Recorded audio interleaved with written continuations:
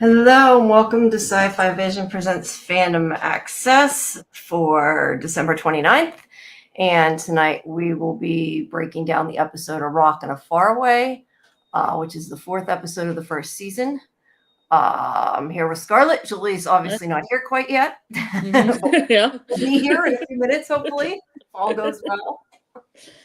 I have a couple... Well, first, let me say what I should always say that I always forget is please make sure you take a moment if you... Whoops, there's Julie. Let her in here. Hello.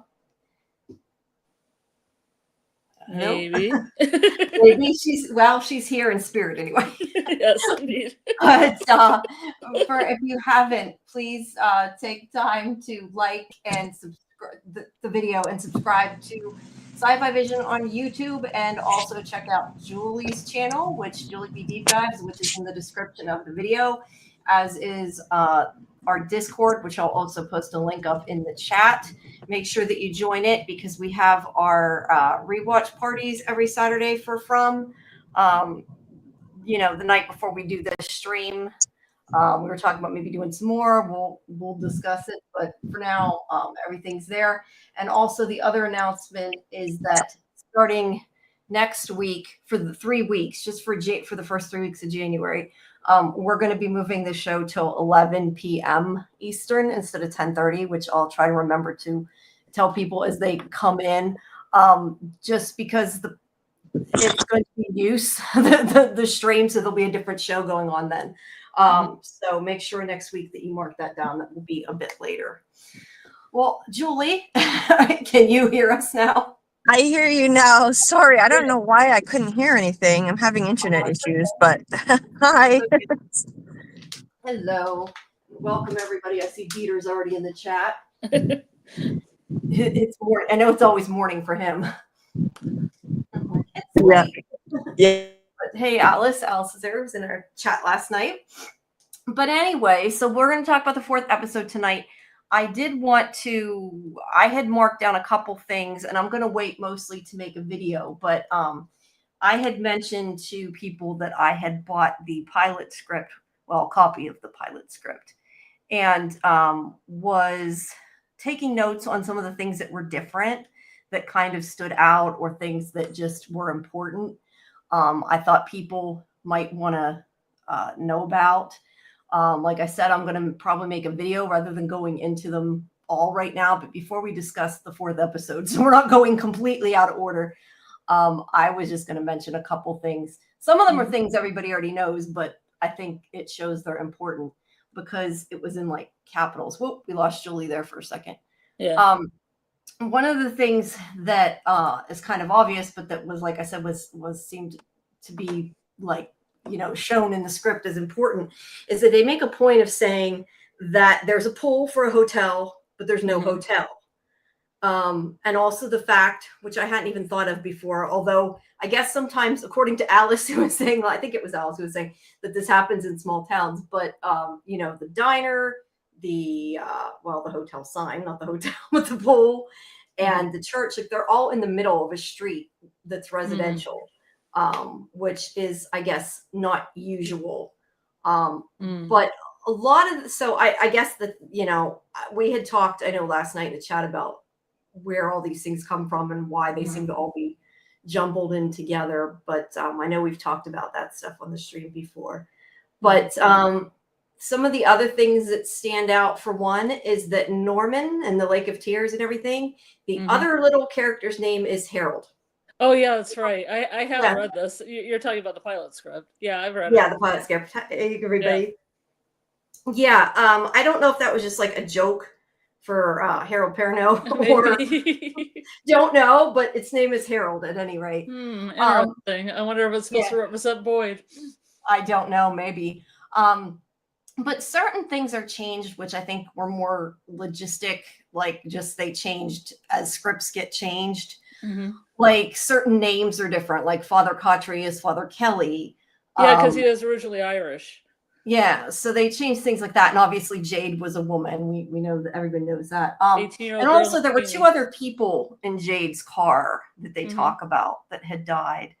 But there are certain things also from like other episodes that were put into the pilot because certain things were taken out.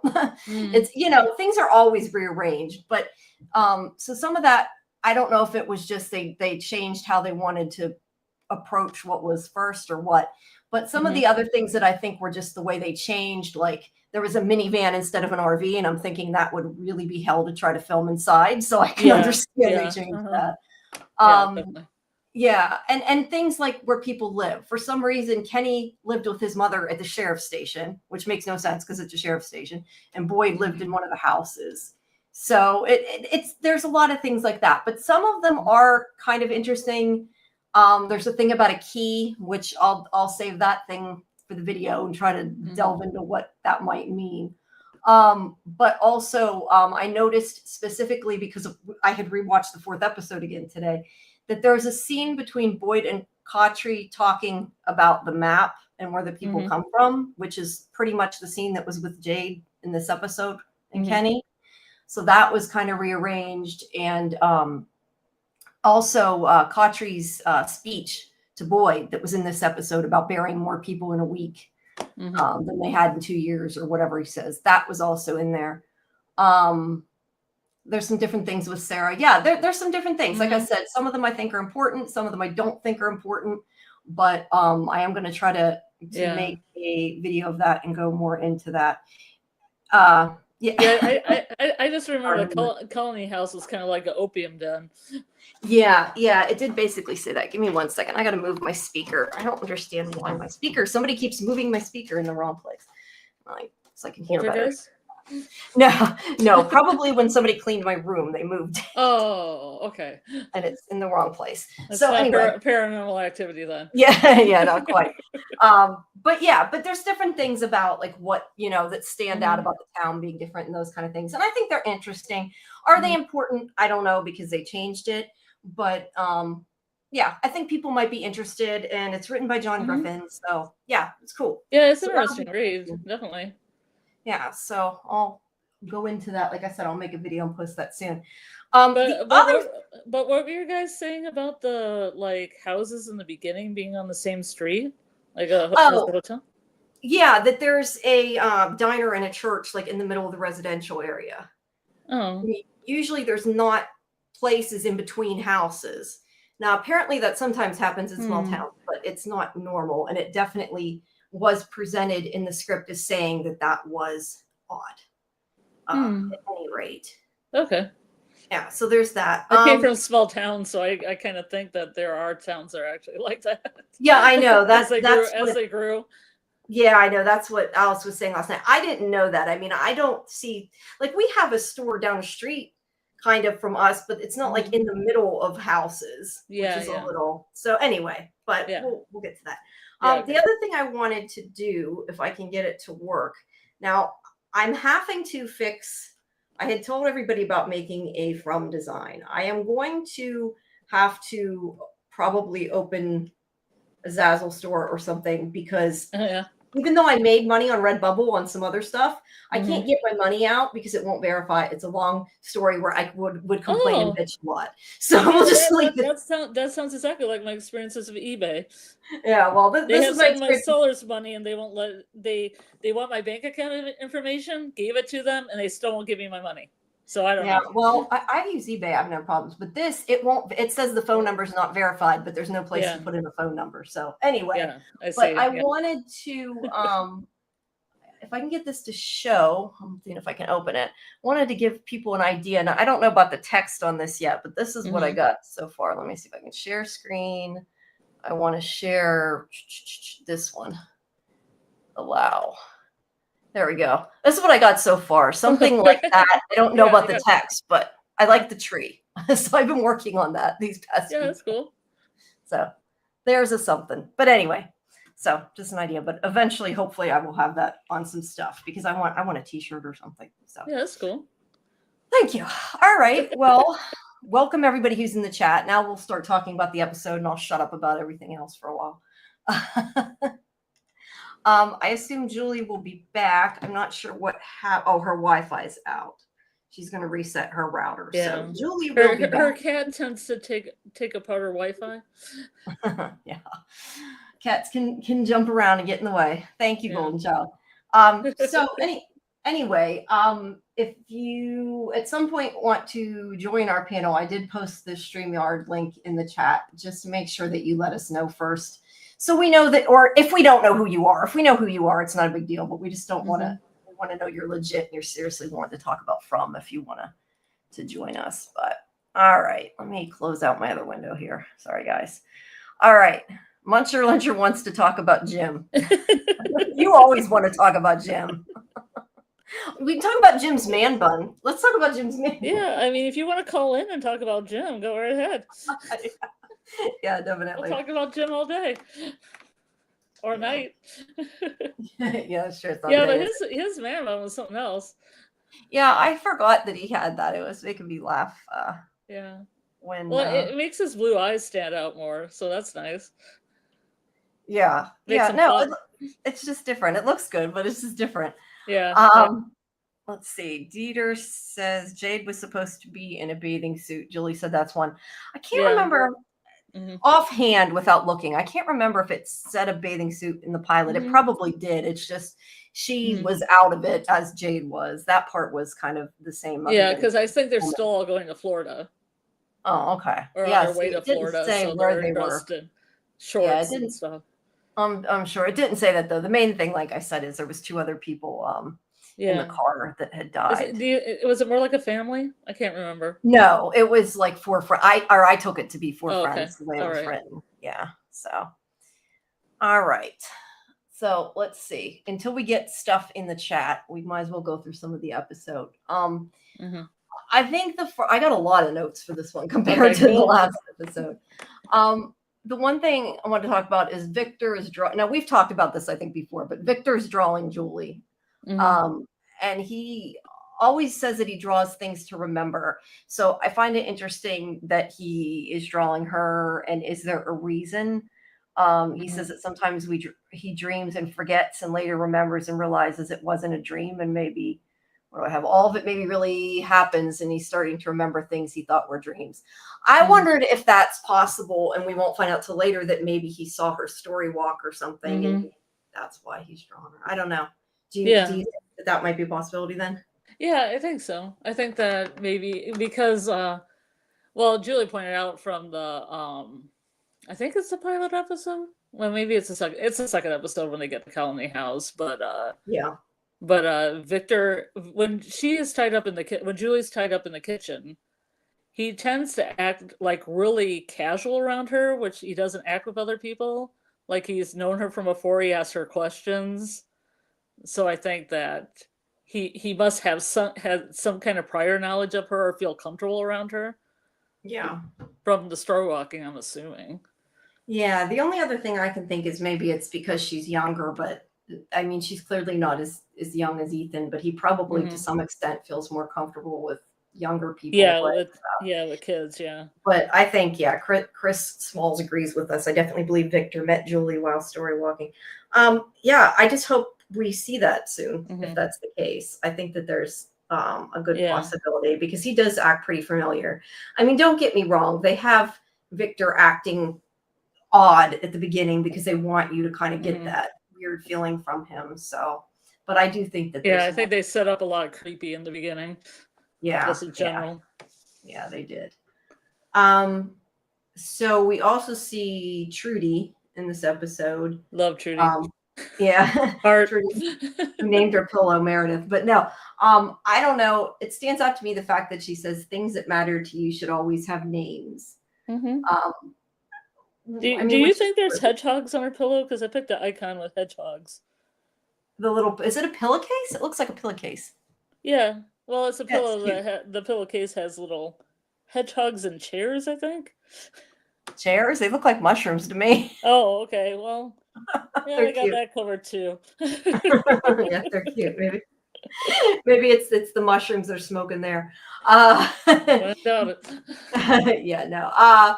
But it just made me think about the fact that, like, especially because I had mentioned that the other little finger puppet has a name, maybe the fact that they have names are important. Because it does definitely seem reminiscent of it could be trying to save Jim or something else, down the road that we'll see. Let's see what else. Or the red shirts are gonna have names now. Yeah, maybe. And then I marked down, this was just something that's probably dippy, but I marked down about pancakes because Jim's diners always have pancakes. And it took me back to kind of how we talk about sometimes that when they say things, it comes true. So I don't know. I marked it down as something. Yeah. And, if you think of things too, you can interrupt me. I'm just trying to think of things that's to true. say That's fine. until the chat gets going and comes up with ideas. Yeah. Do you have any stills from the episode? Do you take stills? I do not. Julie usually has them. Now that I can share my screen, I'll say that right. I can use them if she gives me the link again, but she's not here to do that. No, I usually don't. We do when we do our other show, but not like that many, just like, here and there. So yeah. About the yellow jacket, there's a lot of yellow and blue in this episode. Because I know Jim has on blue. Obviously, Ethan has on that bright yellow jacket. I noticed too that 2 of the houses are blue. And the only reason I noticed that and it stood out to me is because in the script it says they're all different colors. I mean, that's probably not relevant, but yeah. Victor has blue on at the end when he's digging graves. Yeah, a lot of people do. Blue and yellow seems to be the 2. Yeah, I'm trying to figure out the significance of blue because everybody in the show talks about red and yellow. Like red being an anger color and yellow either being like a tarnished evil color like the man in yellow or a color of hope. But people seldomly talk about blue, and there's a song in the episode called Blue. Yeah. So I think we should wait, there's a sign in the episode. Say that again. What do you mean there's a song in the episode? Joni song. Yeah, I thought sorry. you said sign. No, I thought you said sign. Sorry, I was kind of something was in the middle of me and the mic. I'm sorry. That's okay. Yeah, I don't know what it means either. And I'm not even 100% sure what yellow means. I mean, you're right. It could mean tarnished. It could mean hope. Sometimes I've wondered. I wonder if when we were I know we were talking about our last night during the chat, we were talking about, and we can get into that. We'll wait till Julie gets here. Yeah, I'm sure she'll want to talk about this. Yeah, I know. It's like the possibility of Ethan maybe being the man in yellow. Yeah. I wonder if it's possible that yellow just means like transformation, because he's like maybe who he is changing inherently. Because I know Boyd wore yellow a lot at the beginning, and like he doesn't after, I don't think, but I don't know. Yeah. That was just my idea. And yes, just me, I mentioned a couple things. I'm going to be making a video of all the things because there's too many to go into. We won't get through our 4th episode here, but I will be putting that up soon. I just need to figure out I'm going to record it because I haven't done a non-live stream yet, but it'll be there. I will get there. So what else do I have? Let's see. Oh, this is just something I was going to say funny. Whatever you do, don't ever look in Boyd's wheelbarrow. What?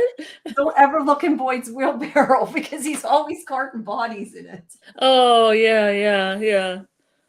So yeah, that was an interesting scene because he was either turning his torso away because the front of his shirt had blood on it away from Ethan. Trying to camouflage everything. Yeah, I kind of wondered, wouldn't Ethan notice all the blood? But you're right, he did. So maybe he was trying to. He was pancake focused. Yeah. But it was like, do you need help? Do you need help with that? Yeah. He's trying to help you. He doesn't know, but yeah, and I wondered too, if this is foreshadowing or not, but he does tell, he must tell Katra, he says to bring the cart back when you're done, which I think definitely implies that there's going to be more people dying, but I mean, he does use it again later for Tian Chen. So, but that's pretty far in the future. So it might just mean that people are going to die. I don't know. Let's see. Jade and the guy with the giant boulder, when he hallucinates that, he makes a point of saying it's not he says it's not a hallucination because he has taken drugs. He knows what it feels like, and that was something different. Which scene is this? When and I don't know I think this part might have been in the last episode, and this might have been when he was telling Kenny about it. Oh, okay.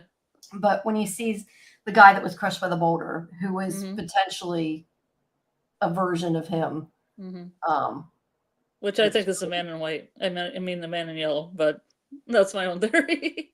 Well, I know you said it's tinted. The rock or whatever sort of looks yellow.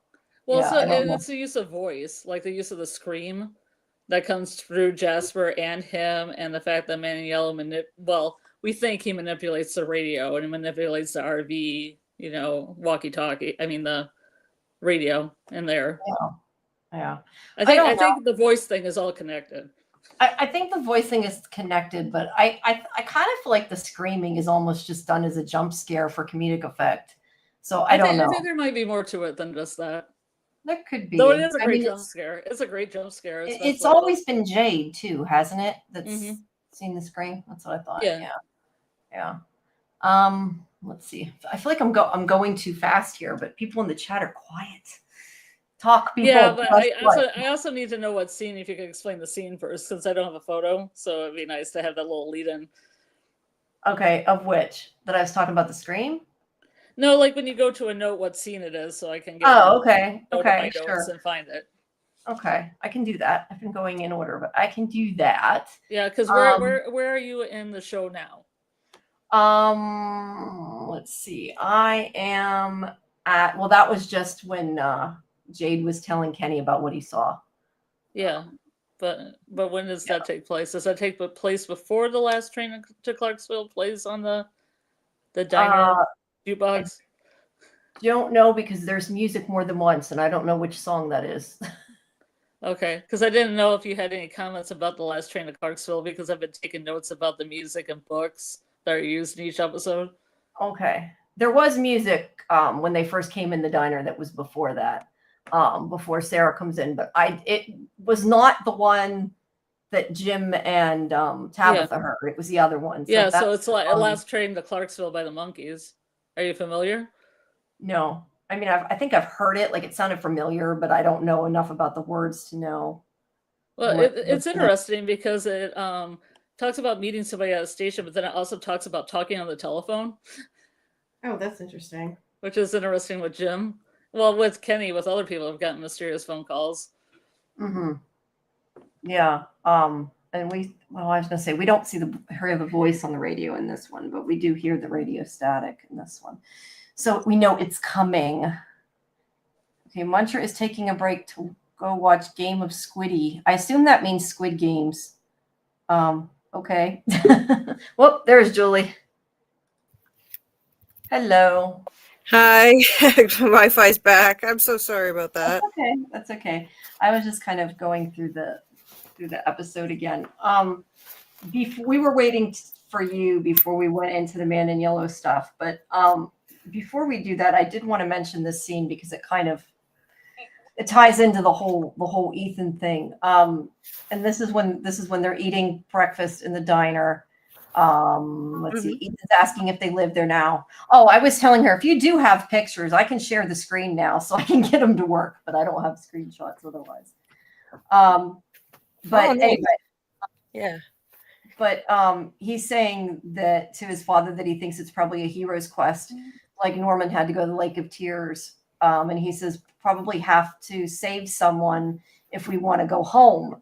And Jim says he might be onto something. And I had never really thought about that line much until now. But that seems super interesting because, well, normally they're saying they have to kill somebody, though, like when they're telling Sarah to kill Ethan or whatever. But yeah, maybe there is something like that they have to fix or have to do. And then suddenly they'll go home. I don't know. I think so. Yeah. Sets them. So, yeah. I never noticed that either until this watch. I didn't notice that comment from Jim that you might be onto something.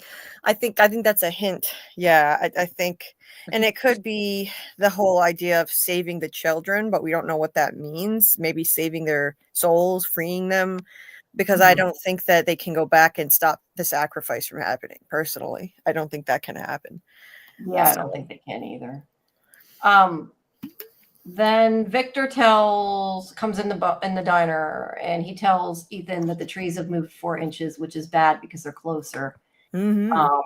and he shows him the drawing of the boy in white, and he wants to know if it's him, and they get into conversation of it, which is cute when Ethan's like, but it's in crayon, you're a grown-up. That was cute. I like that. I watched an interview on another channel with Simon, and he said that's his favorite scene that he's done because he thought it was hilarious. Yeah, you're a grown-up, but it's in crayon. You're not allowed to draw in crayon. You probably don't have a bunch of art supplies there, but it just is cute. Yeah, adults draw in crayon all the time. Sorry, well, that's true. Ellis does, yeah. Wow, but I don't know.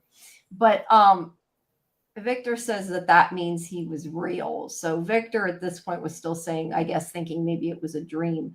But I feel like he also thinks that Ethan is maybe important now that he knows he sees him too. But then this is where Ethan's father comes in and starts screaming at Victor. I thought I was going through that scene to get to that line, but actually that line isn't till later, and we'll end up through half the episode before I get to it, because he just says right here, he says, why did you do that? He doesn't, but after he says, you shouldn't have done that to his father, which is reminiscent, and I guess that's what we were going to talk about. You shouldn't have done that sounds very similar to the man in yellow talking to Jim. And there are theories about Ethan potentially being the man in yellow. Personally, I don't think the man in yellow is anybody but a big bad and evil. I don't know that I think he's Ethan or Randall or anybody else.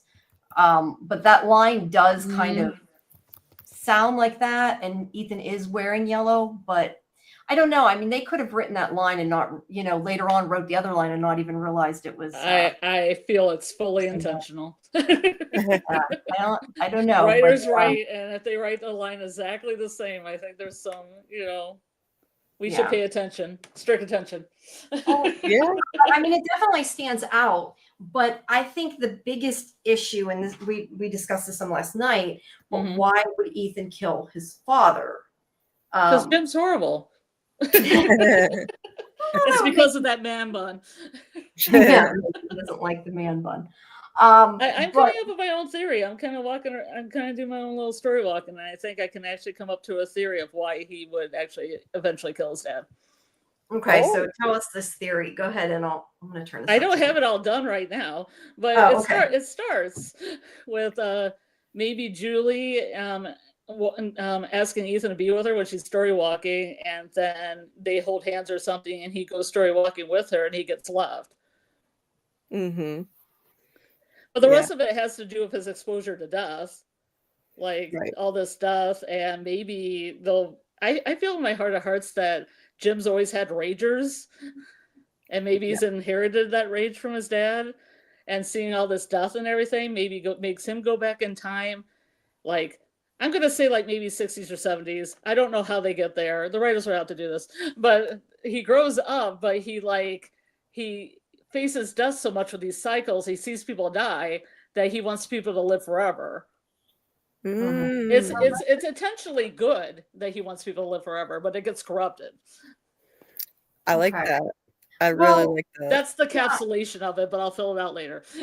Well, they do. I mean, we know things go in cycles, and Victor does make a point in this episode of saying, that he saw the boy in white for the first time before the two cars came, but it was a different time before this.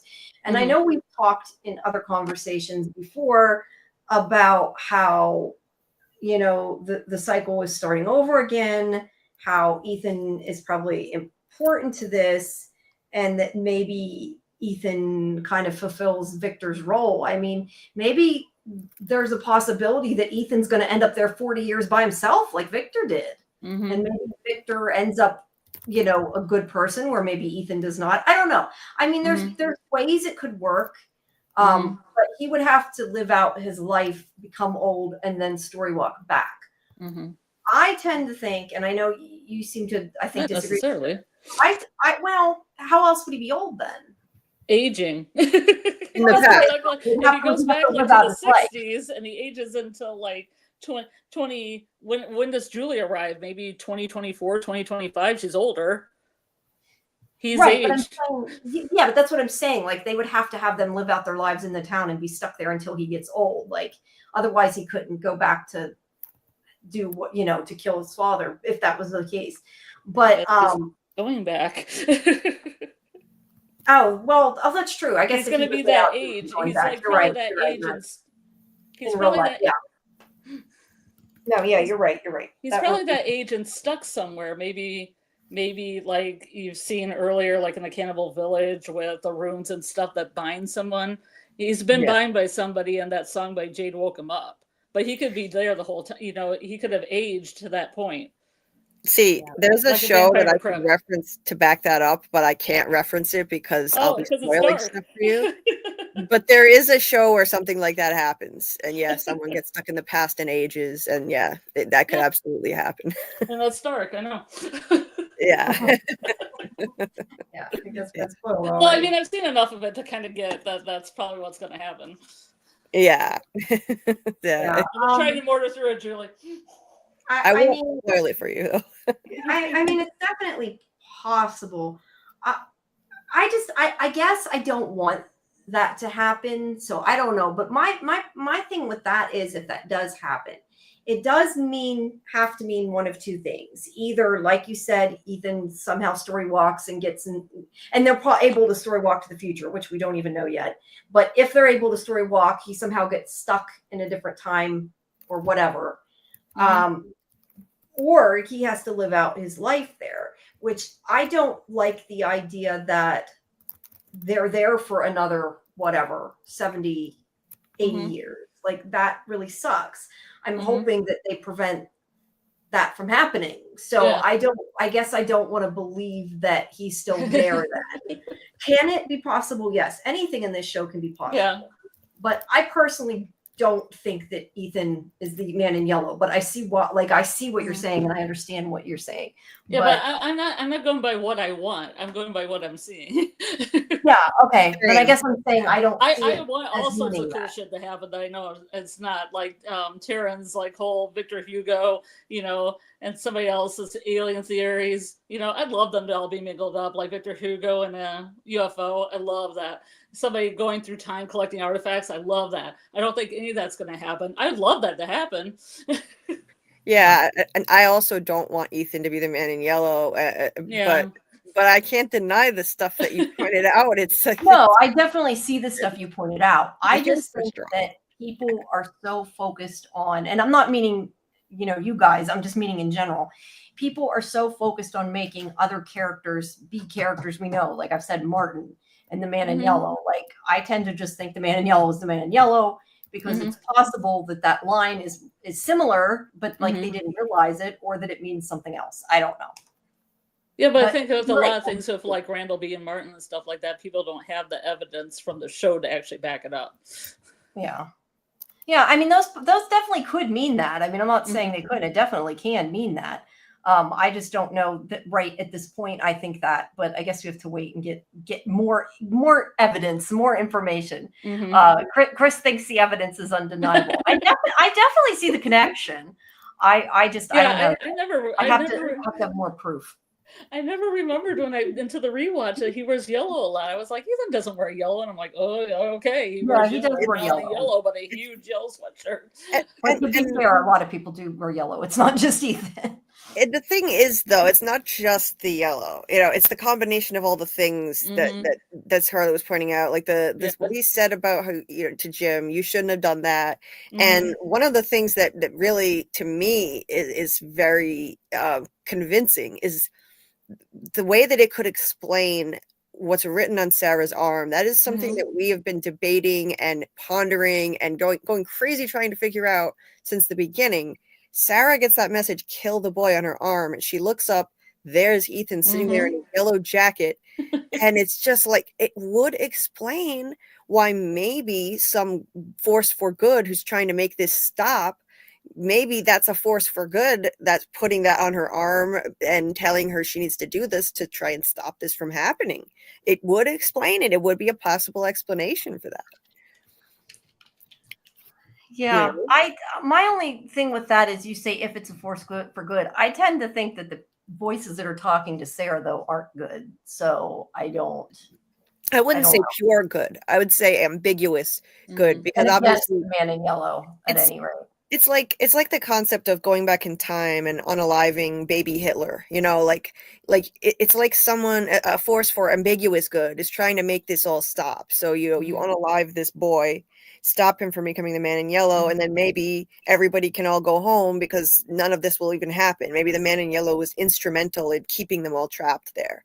That's why I think it could be an explanation for something that we've been wondering about all along. So that's why the theory kind of excites me, and at the same time as I don't want it to be true because I love Ethan.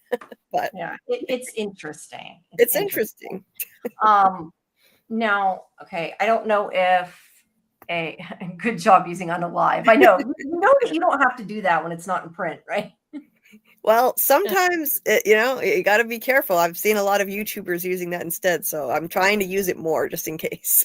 I have another thought too, because if the story walking thing would be correct, and he would go back in time and he would do like mastermind the child sacrifice. I hope I can say child sacrifice. Well, we'll just say is it what it is? It's just metaphoric. Yeah. If he's killed early, then maybe the whole thing, maybe that repairs itself. If he goes, like, say they went back to the colonial time, and he orchestrated the first thing that happened in 1506 or whatever, and then as he's going on in time, he became a monster like everyone else, but it was little Ethan. Mm-hmm.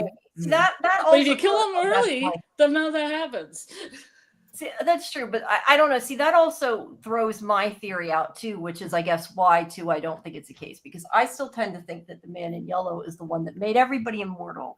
Which, if what you're saying is true, he wouldn't have been around there back then unless he time traveled.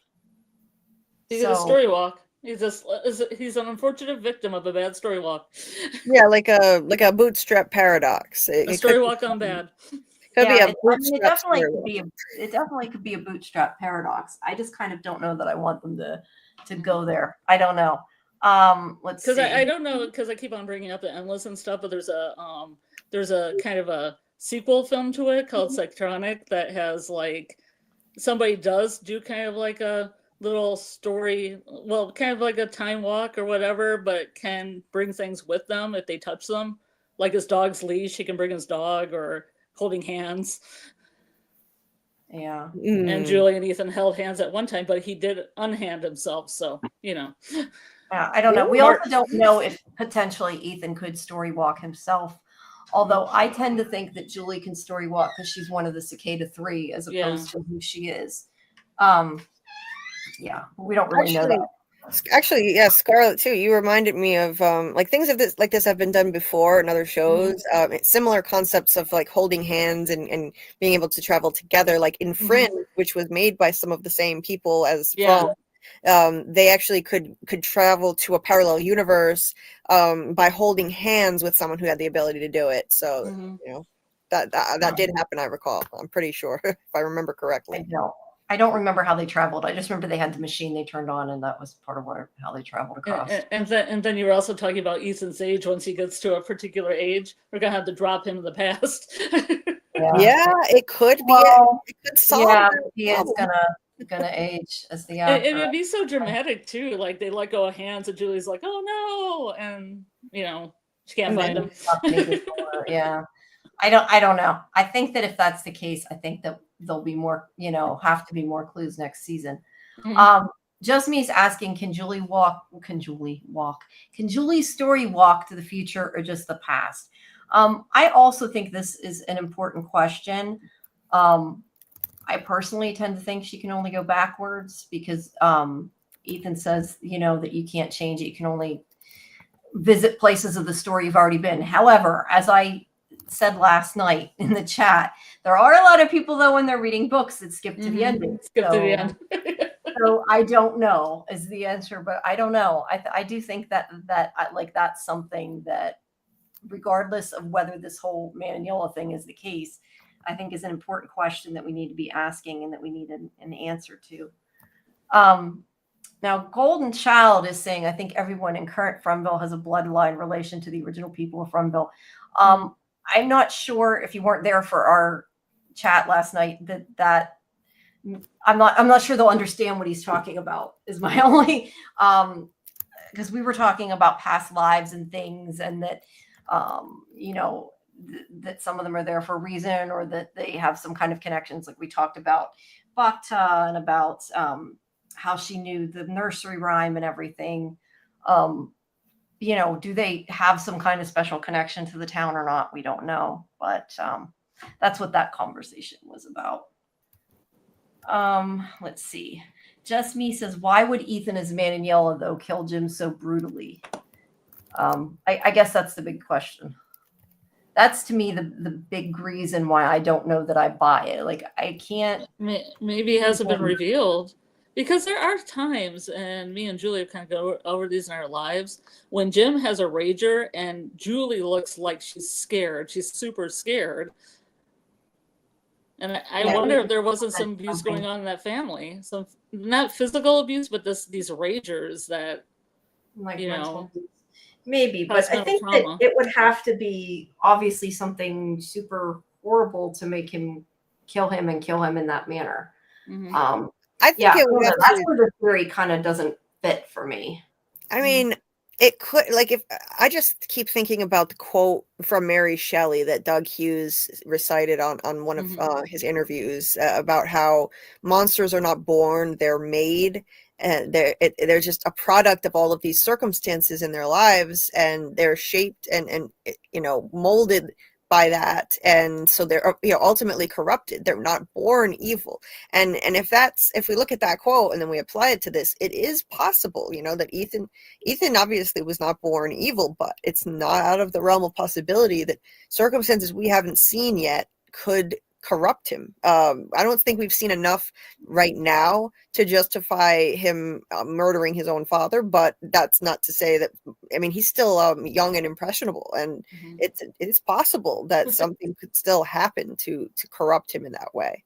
And he went through that emo phase where he wanted to see the insides of things, what bodies look like. So yeah, well, that could be a little sprinkling to the future that comes. Yeah, I mean, it's like I said, it's definitely possible. What was I going to say? I lost track. The only thing I would say though is the actor saying that.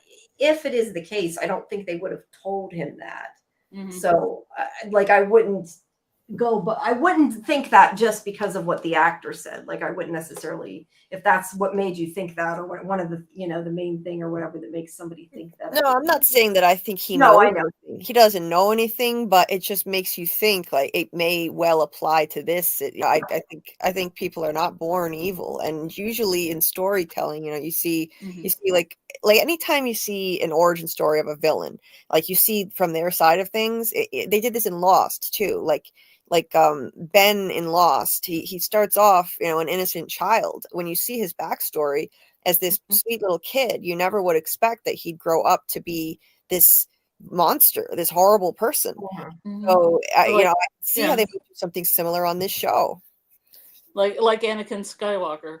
He's a sweet little kid, and then he ends up slaughtering all the young Jedi Academy. Yeah. Well, if it's the case, they need to give a compelling reason. And he was chosen. They need to give a compelling reason of why he would do that, I guess, is my point. But definitely. There's a couple more seasons here. Yeah, I know. I was gonna say, but at this point, that's neither here nor there. But I don't know. Like I said, that for me is why the theory right now doesn't necessarily work. Yeah, but if they can give me a compelling reason and make me believe that he'd have a reason to kill his father like that, then yeah, I mean, it's definitely possible. I'm not sure what this was in reference to. Chris said it's dreams and stories. The yellow, he's the only child in town, and it's not a coincidence. I'm not sure what the dreams and stories part, I guess, is, but yes, he's the only child in town. And that's what made me wonder too, about Victor was the only kid, and then Victor was there for 40 years alone. And is that a possibility that could happen? But if that happens, then I have to wonder, what about the rest of the cast? It would have to also mean that the rest of the people died. And I don't think that they're going to kill all the characters either. So yeah, I don't know. And but yes, he's the only kid. unless Fromville's just made from the dreams of children, and Victor being alone made Fromville a certain way, and then Ethan being a chosen one is making a certain way with the quest. Yeah, maybe. We had talked a lot, I know, about last night about you know, where these things are pulled from, and you're talking about dreams, and we know that you know what's happening is really happening to these people, and they're not dreaming. Mm-hmm. But that idea that maybe the things in the town are like from some kind of nightmare or something, and are being pulled in, because it takes me back to, like I said before, about the diner and you know, no hotel, like just certain little pieces are being sucked or this in wires. town. There's this wires, but no electricity source. Yeah, or some stuff like that. Those kind of things could be the case. I know All City. Well, now it doesn't say All City. Big Heck says that he doesn't like the idea that Ethan could be the man in yellow, because he says I think it's awful, not in a theory way, just it's awful and something I don't want to see on the show. And yeah, I kind of don't want to see that. I guess that's part of it too. Karen is asking, what is the time frame of the 3 seasons? Could Fatima be in the early days of her pregnancy? That goes back to how many damn days have they been in the town, and the writers won't tell us. Well, Fatima's been there for a year. No, I mean, she means during these 3 seasons, though. Like, she could technically already be pregnant. I mean, if only a couple weeks takes place between season 1 and season 3, I don't see why not. But we don't really know. She was there before the Matthews family came, so they could have been getting busy before then. Yeah, she could. I mean, she could very well be pregnant. And I still wish I had asked, and would like to know if you know, Smiley like hijacked a normal pregnancy.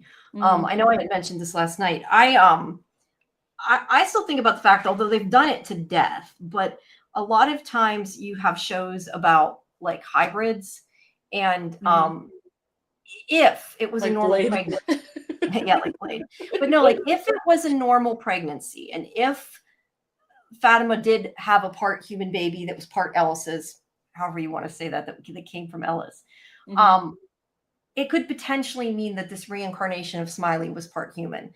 And there are a lot of, although usually when they have hybrid stories, they're like the savior of the universe or whatever, when they're part, if he's going to be, you know, part monster, part human. But it made me, that was when, as much as I say I don't think people are other people, I kind of wondered if there is any possibility that could even be Smiley or something to that effect, because of the fact that if he is like part human, maybe that's why he can be out during the day like none of the monsters can.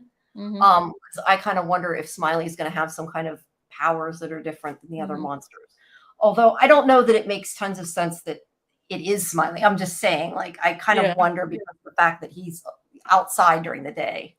But if he has Fatima and Ellis's DNA, then he's definitely Boyd's grandkid. Yeah. But I don't think he's been outside during the day. No, the man in yellow. I meant the man in yellow during the day. Okay. Yeah. So I was saying, like, it makes me wonder if Smiley, and not, like I said, not necessarily saying he is him, but could Smiley have that power? Like, could he end up being able to travel during the day because he's part human? Although, granted, this isn't his first birth. This is a rebirth, but hell, who knows? That's just conjecture, because I have no idea. Yeah, no, I don't know. I'm just, you know, spitting stuff out. Just Me says the entity told Sarah if she didn't unalive Ethan that her brother would die. So maybe this entity is from the future. You know, saying that, we talk about, are they all knowing? And if they are all knowing, why did they not know where people hid before the talisman? Or is it just they don't want to make it too easy, or they want them to think they're safe, or they're, you know, just want to play cat and mouse games? But I never really thought about, and I'm kind of thinking of this now and forming this idea as I read her say this, is that if they were from the future, the entity, that would actually make sense how they could know a lot of things, because they already happened. And it would make them seem all-knowing, where they could know big events, but maybe not necessarily know things like where people are hiding. So it could actually make sense too. So that's it also The voices also told Sarah that 2 cars were going to come to town, and right before they did, Jade and Tabitha is showing up, and they told her that Khatri buried a bag with a candy bar in it. So it's like, but the fact that they knew the cars were coming to town, that could imply that, yeah, maybe they are from the future. And the monsters knew that the ambulance was coming to town, and they changed their usual routine and staged an ambush. So, and some entity called and said that Tabitha was coming back on the ambulance. So there is some entity that knows the future, either can see the future or is in the future. I mean, it's definitely a possibility. But we know there's some kind of like maybe not all knowing, but they know things they shouldn't. Although, as for the 2 cars coming, that could also be conjecture because they know that like the cycle repeats and it's ready to repeat because other things have maybe led up to the repetition.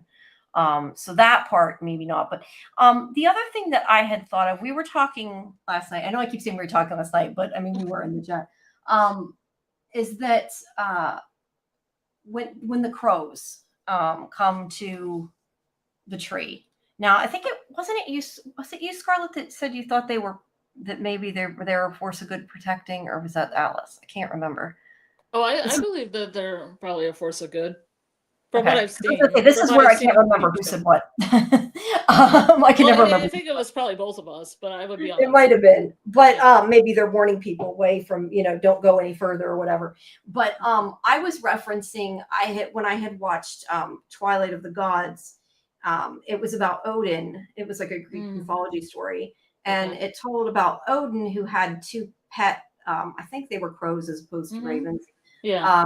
I think it was Knowledge and Memory, if I remember correctly. But anyway, I was conjecturing that is it possible that, like we've talked before about, could there be spies around giving them these information? Like, could maybe the crows be finding out things and reporting back? Yeah. The thing with the ambulance, like that would make sense if they found it when it got to the tree, yeah, like somebody's got eyes on as things are happening before the people in the town know. Yeah, and they're like, or they could be some kind of shapeshifters or something. I don't know. Just an idea. Yeah, that makes sense because the crows they're plentiful and they're everywhere.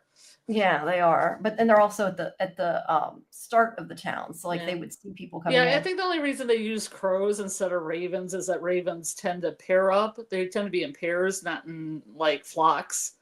So in order to get that horror trope going, you got to have a flock of birds.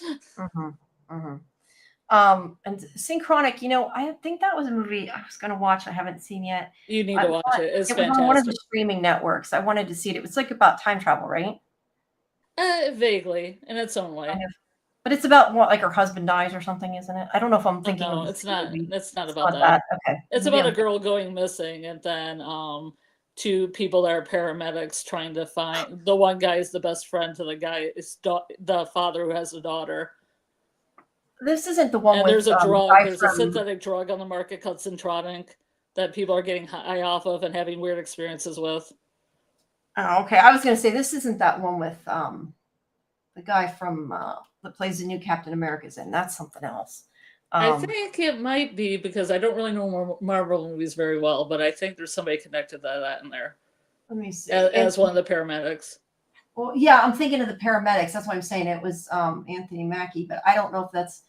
Oh yeah, Synchronic. That is what you're talking about. Yes, that movie was very good. That was about parallel. Yeah, I've seen that. Okay, I didn't know that's what you're talking about. That was about parallel universes, and I didn't like the whole dog thing though. That's all I'm gonna say. That pissed me off. The whole what? I remember that dog. Oh, the dog got left behind. Yeah, that I did not like.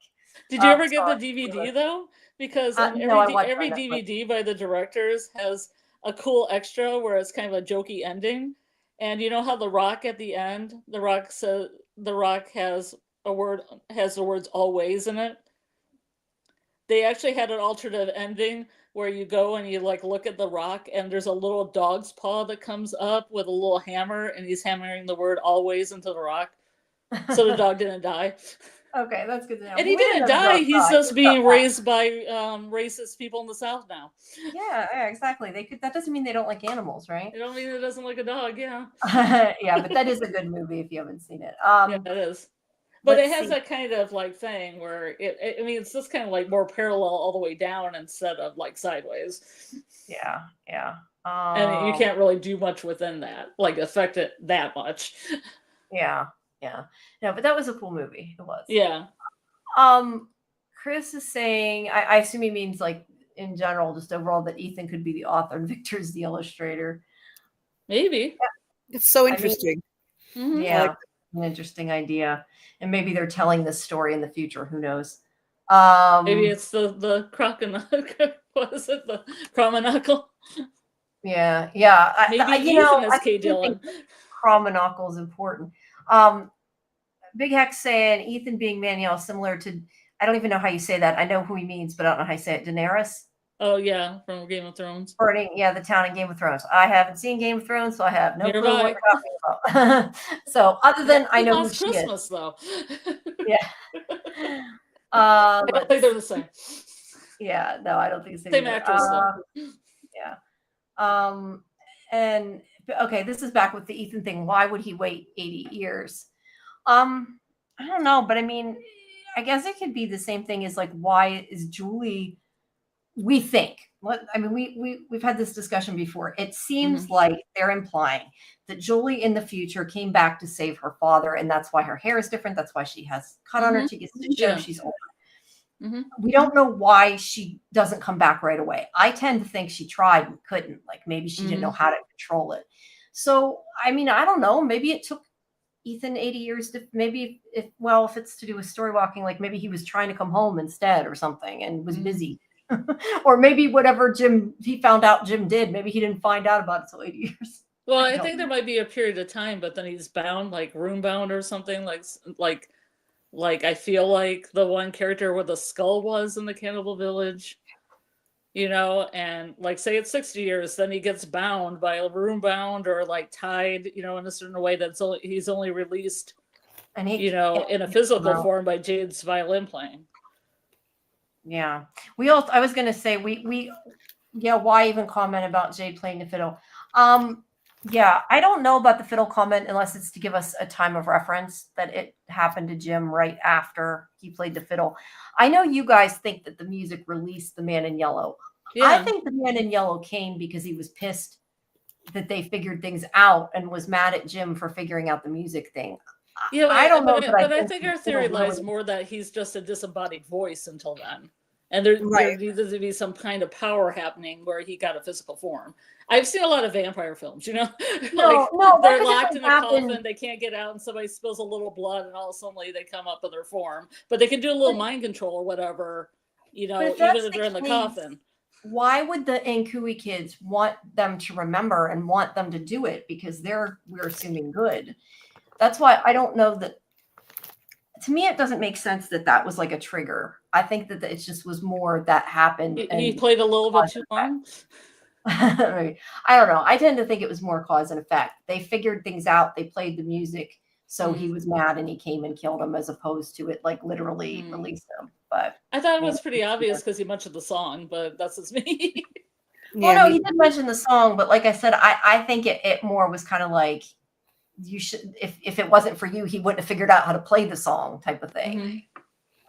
Because Jim was the key that figured it out, which was surprising in and of itself. Let's see. Big Hex says, maybe I've read too much Lovecraft with summoning people with music and other things. Yeah. Big Hex says, Manuel doesn't seem to kill Jim out of revenge, but more out of keeping secrets of the town alive. Yeah, maybe he has to kill him for that. I don't know. I mean, he doesn't seem to necessarily take pleasure in killing him, but he doesn't seem to be bothered by it either, I would say. So he's just kind of like, you shouldn't have done what you did. Bye. Let's see. Just Me says, I think he killed him because knowledge comes at a cost and Jim was figuring things out. See, that's what I was saying. And Karen says, I mean, Sarah's arm telling her to eliminate the baby, not Ethan. Oh, they're saying that maybe the message was not about killing Ethan. It was about killing the baby. But the baby wasn't born yet. So, like, nobody knew she was pregnant yet. But you could, I mean, that definitely And makes sense. But I would say because they don't know she's pregnant yet, I would say no. Just yeah, and they definitely wouldn't know the sex of the baby either. yeah, yeah. It does say kill the boy, doesn't it? Yeah. Yeah. Okay. McKeck saying it makes no sense that Ethan would come back 7 years later to kill his father to protect the secrets of the town. If it's due to trauma or a revenge plot, he wouldn't say what he said, in my opinion. Yeah, I don't know. That's why I said I don't know that I'm on board yet with it either.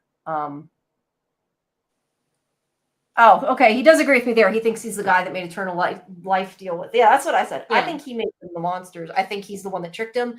I think he's the big bad. I don't know that there, like I said, there might be somebody worse than him, but he also could just be like representative of like the devil. Like he made a deal with them and he's the evil that is keeping this town there or keeping them in, or I mean, maybe they have to kill him to get out. Who knows? Mhm. But I definitely think that he's a key player, and I tend to think he's himself as well. Yeah, that would go more along with the Garden of Eden theories. Garden of Eden. I like that. Sorry. Painting with the face wound. Just me says maybe the painting with the face wound is just a red herring. Then I'm assuming this inferring that people that think the man in yellow may be Randall. At least I'm assuming that's what she's in. Yeah. Yeah, It looks like there's a line on his face in the painting, but then in the person, there's nothing there. So yeah, I tend to think it was just like a shadow or something, but yeah, you have to ask Jack Bender. just I some don't know. dirt. Yeah, I don't know that it was supposed to be. Oh, that reminds me, dirt. Yeah, I wanted to ask you guys, and just when you said that, it made me think of that. Did you notice? Because I didn't really think about this before, but we see Victor's flashback, right? And we'll talk more about the flashback later, but when we see Victor as a kid, like, why is he covered in dirt? He came out of the root cellar, but he was doing something clearly because he's got like dirt all over his face. I think the root cellar has a dirt floor. He might have spent the night like laying on it. That's the only explanation I can think of. Yeah, because I I don't don't know. I don't all over see his face. anything else you could lay on in there if you fell asleep. Maybe, but it's like all over his face. Like he was like really in the dirt. Sleeping on the floor with his face. Well, I don't know that you'd rub your face against it, but I guess it depends. Well, dirt comes on your face if you put your face on it. Yeah, but why would you put your face on it? That's my point. Because you're sleeping on the ground. You're putting your face down onto the dirt. I guess I don't know. If I was laying on dirt, I would sleep on my back or my side. I wouldn't be sleeping on my face. But then again, I'm a side sleeper, so I just have to take the face dirt. Yeah, I don't know. Just me says future Julie came back, so there's a timeline going on in the future. Personally, I think the timeline we're watching is from the past and not with our current timeline. Okay, then I assume is she's talking about. Does she mean Jim's death, or does she mean overall the whole timeline? I'm not sure if you mean the show in general is from their past, or if you mean specifically Jim, which doesn't make sense. So I'm thinking maybe she means like the whole show takes place in the past. I think that's what she means. Yeah. The whole show. And actually, this is something that they could do. I mean, it would be a big swerve from what they've done before. But Simon, I was watching another of Simon's interviews, Simon Webster, and he was saying something that I had thought of too. Like, what if they solve the issue of Simon getting older by jumping ahead? They've never done this before. I mean, what if they start the next season in the future and what we are seeing is the past, and we could start it with future Julie coming back and with her from her failed mission, and we're seeing Fromville maybe like 2 years in the future or something. Like 8 years in the future, as opposed to him traveling to the future, that they're traveling to the past. The only thing that I question about doing that is dealing with flashbacks and flash forwards, and that is that too much Lost. That's the only reason I kind of am like, I don't know. I haven't seen Lost, so I don't know. No, but that is why I would be hesitant to think that. Otherwise, I think that actually kind of makes sense, especially if you had said, just me earlier, you had said, can Julie travel to the future? If it's all taking place in the future, she wouldn't have to travel to the future. So, I mean, that could make sense, but All City says, I think that it's a splatter mark. He means a face wound. He doesn't think it's a face wound. It's a splatter mark. It could be. It could just be a sloppy painting. Yeah. People thought he had a birthmark on his face. That one I haven't heard. I've just heard about the cut. And then Chris is saying something about Donna. I'm not sure what he's talking about. I missed something. It just says Donna, capital letters. Yeah, sorry, Chris. I don't know what that was. Could you It just means then. So I missed that. Sometimes it's hard when we're a little bit further behind.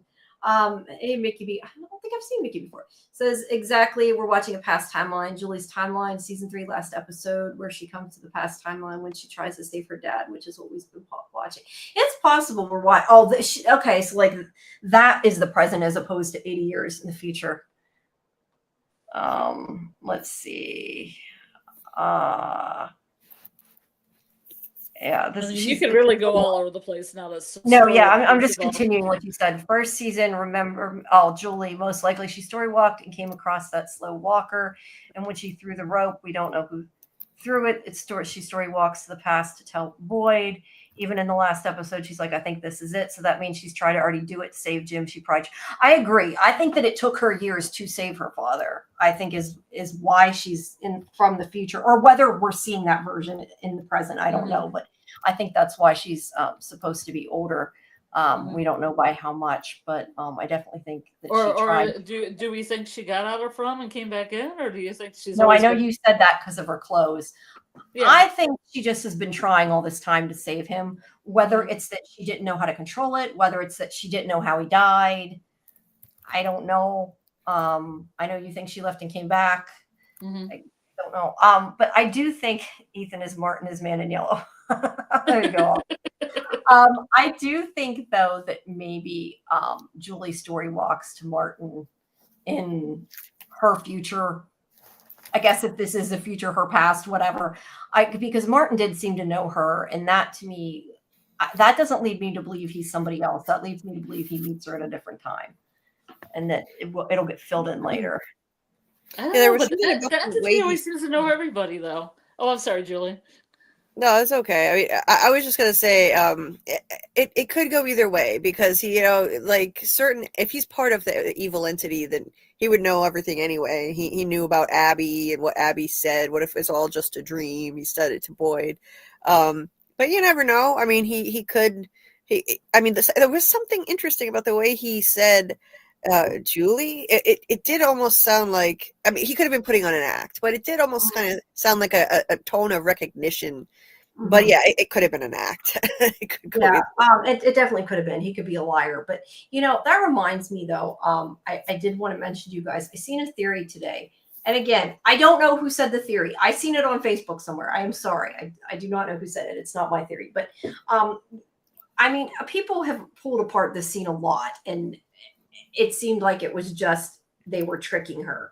But in the whatever it is, second episode pilot, when they're going into Colony House, I don't know which, it might be the beginning of the second episode, but when she sees that kid that's like, don't you remember me, Julie? Somebody mentioned, they brought attention the fact that kid looks a lot like AJ Simmons, who plays Randall, but like younger.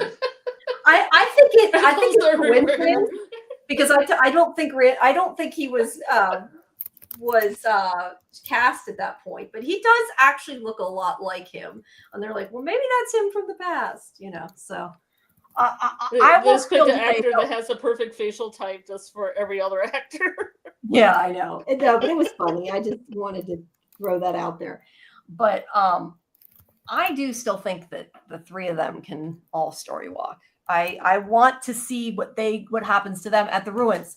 Randall needs to go back to the ruins. I think they personally might have a relationship where one can story walk in the past, one can do present stuff, and one can go into the future.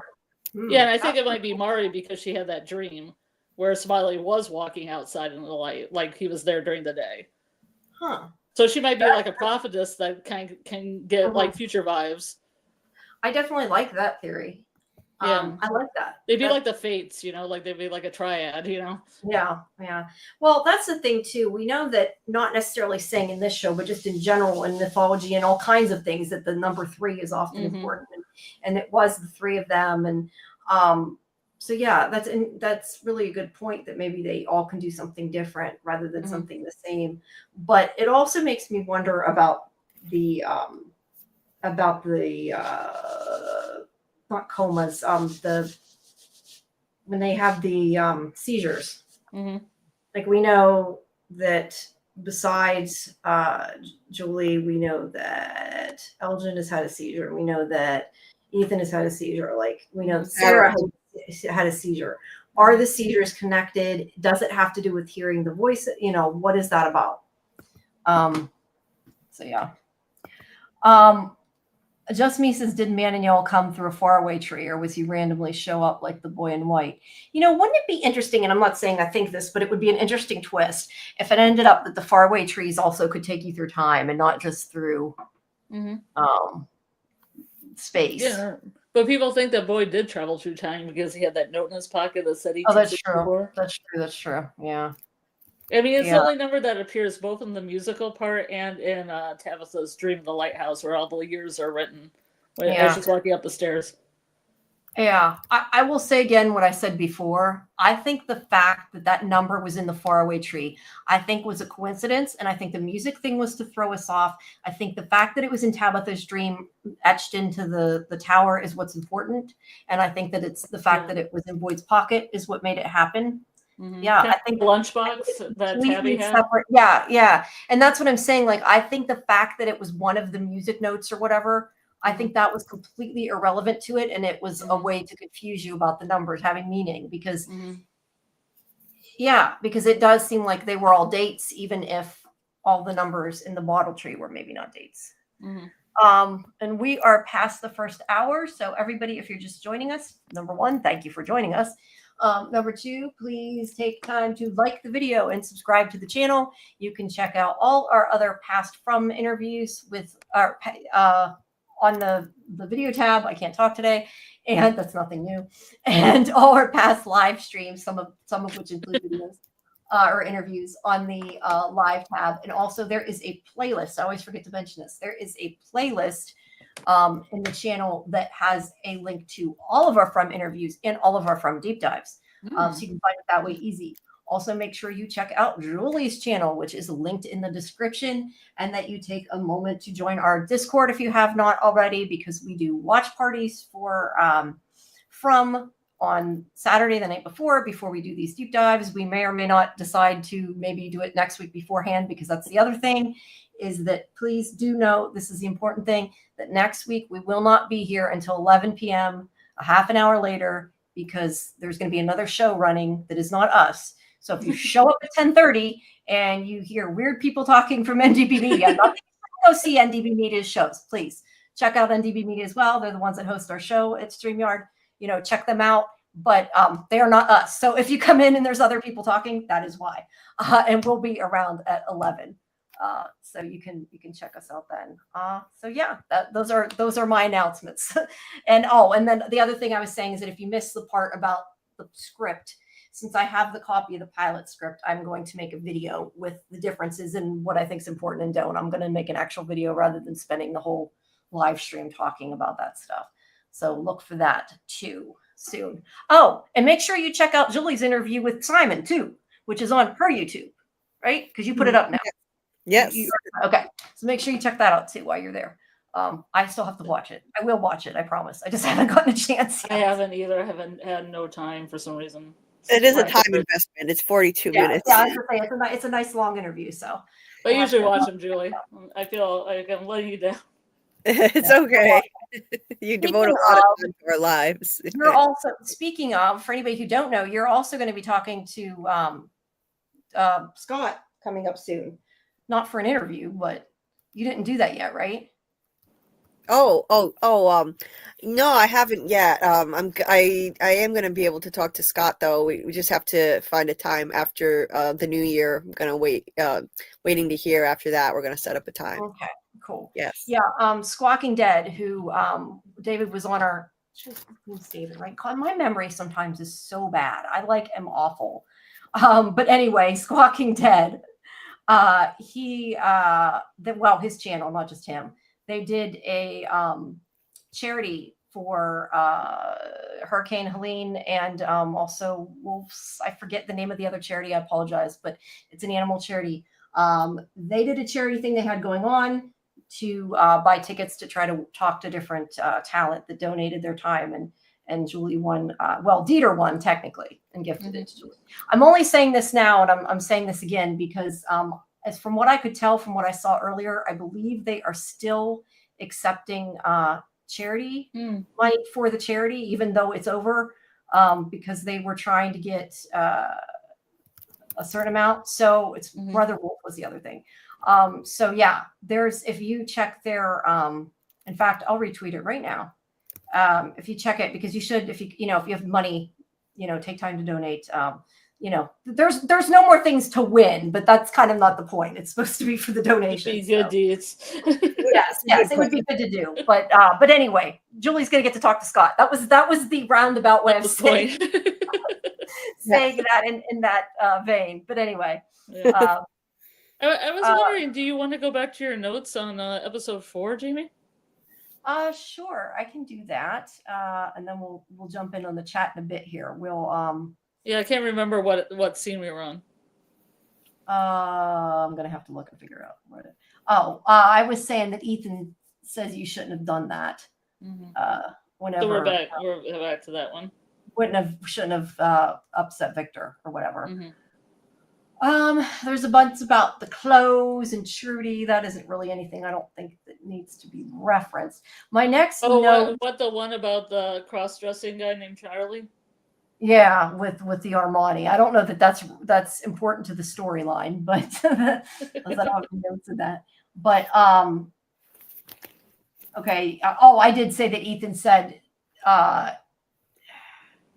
wait, what is this about? Need to go find him. I can't read my own notes. Jim's saying that everything will be okay, and Tabitha is getting mad, and of course. And then while this is happening, Victor comes to get Ethan. He says he's not supposed to leave, and Victor says the boy in white chose Ethan like he chose him once. And he says agrees it's like a quest, and that's when they go into the woods. And plus, his parents are horrible, so they don't even know he's gone. Yeah, for a little bit because they're arguing. And then there's that's that kid's home life, man. Home life can just give you a lot of trauma. Yeah, it could. Pretty evil. Yeah. Boyd's talking to Cautry, and Cautry's saying that his wife. I mean, we don't know at this point. It's his wife, but assuming if you're watching this, you've seen the other episodes. That Cautry's saying that Boyd's wife wouldn't have wanted him to keep blaming himself. And he has this conversation, and this is the thing I was saying earlier is actually in the pilot script, this speech. It's been moved to this episode of saying that Boyd brought order to chaos and that people can live, not just survive, and that they went 3 months, he says something. This part I didn't have here. He says something to the effect that like they haven't, they went 2 years. I think he says they went 2 years or something without a death, and now they've had like so many in a week. Right. Years. He also says they went 3 months without death, and maybe that he didn't say that then. I have written down here 3 months without death, and they've had 6 in the last 3 days. And he's telling him he needs to be a leader, and he needs to be the one to lead them home. I also marked that down. That seems to me important. So yeah, maybe Harold, the Lake of Tears, maybe that's that is important. And if you missed my part about that, Harold is the name of the other finger puppet. It is? Yes. I forgot about that. Yeah, Norman and Harold. It was in the script. Norman. It might have just been a joke, Harold Perrineau, don't know, but maybe not. So yeah, maybe Boyd's going to be the one to try to save people. But I also love that conversation, or just the thing when Cautry's like, if you need to say shitty things to make you feel better, that's fine. And he's like, I'll give you a sermon, Psalm 23, cut the self-pity and bullshit. Like that. I love that line. Yeah. Is Psalm 23, the Lord is my shepherd? I have no idea. I'd have to look it up. I should probably know that, but I don't know offhand. I went to Catholic school for 8 years. I just know 23 is the lost number. And then there's stuff about Victor telling Ethan he doesn't want to talk about the past. But, if we talk about, maybe some of it's the future, then maybe he doesn't want to talk about it because he don't want to cause a paradox. I don't know. The next part's about the faraway tree. We'll get to that. I think the couple things we need to get to in the chat, or we're going to get like way behind if we don't. Heck is saying about the man in yellow. He was on the radio. He's making calls.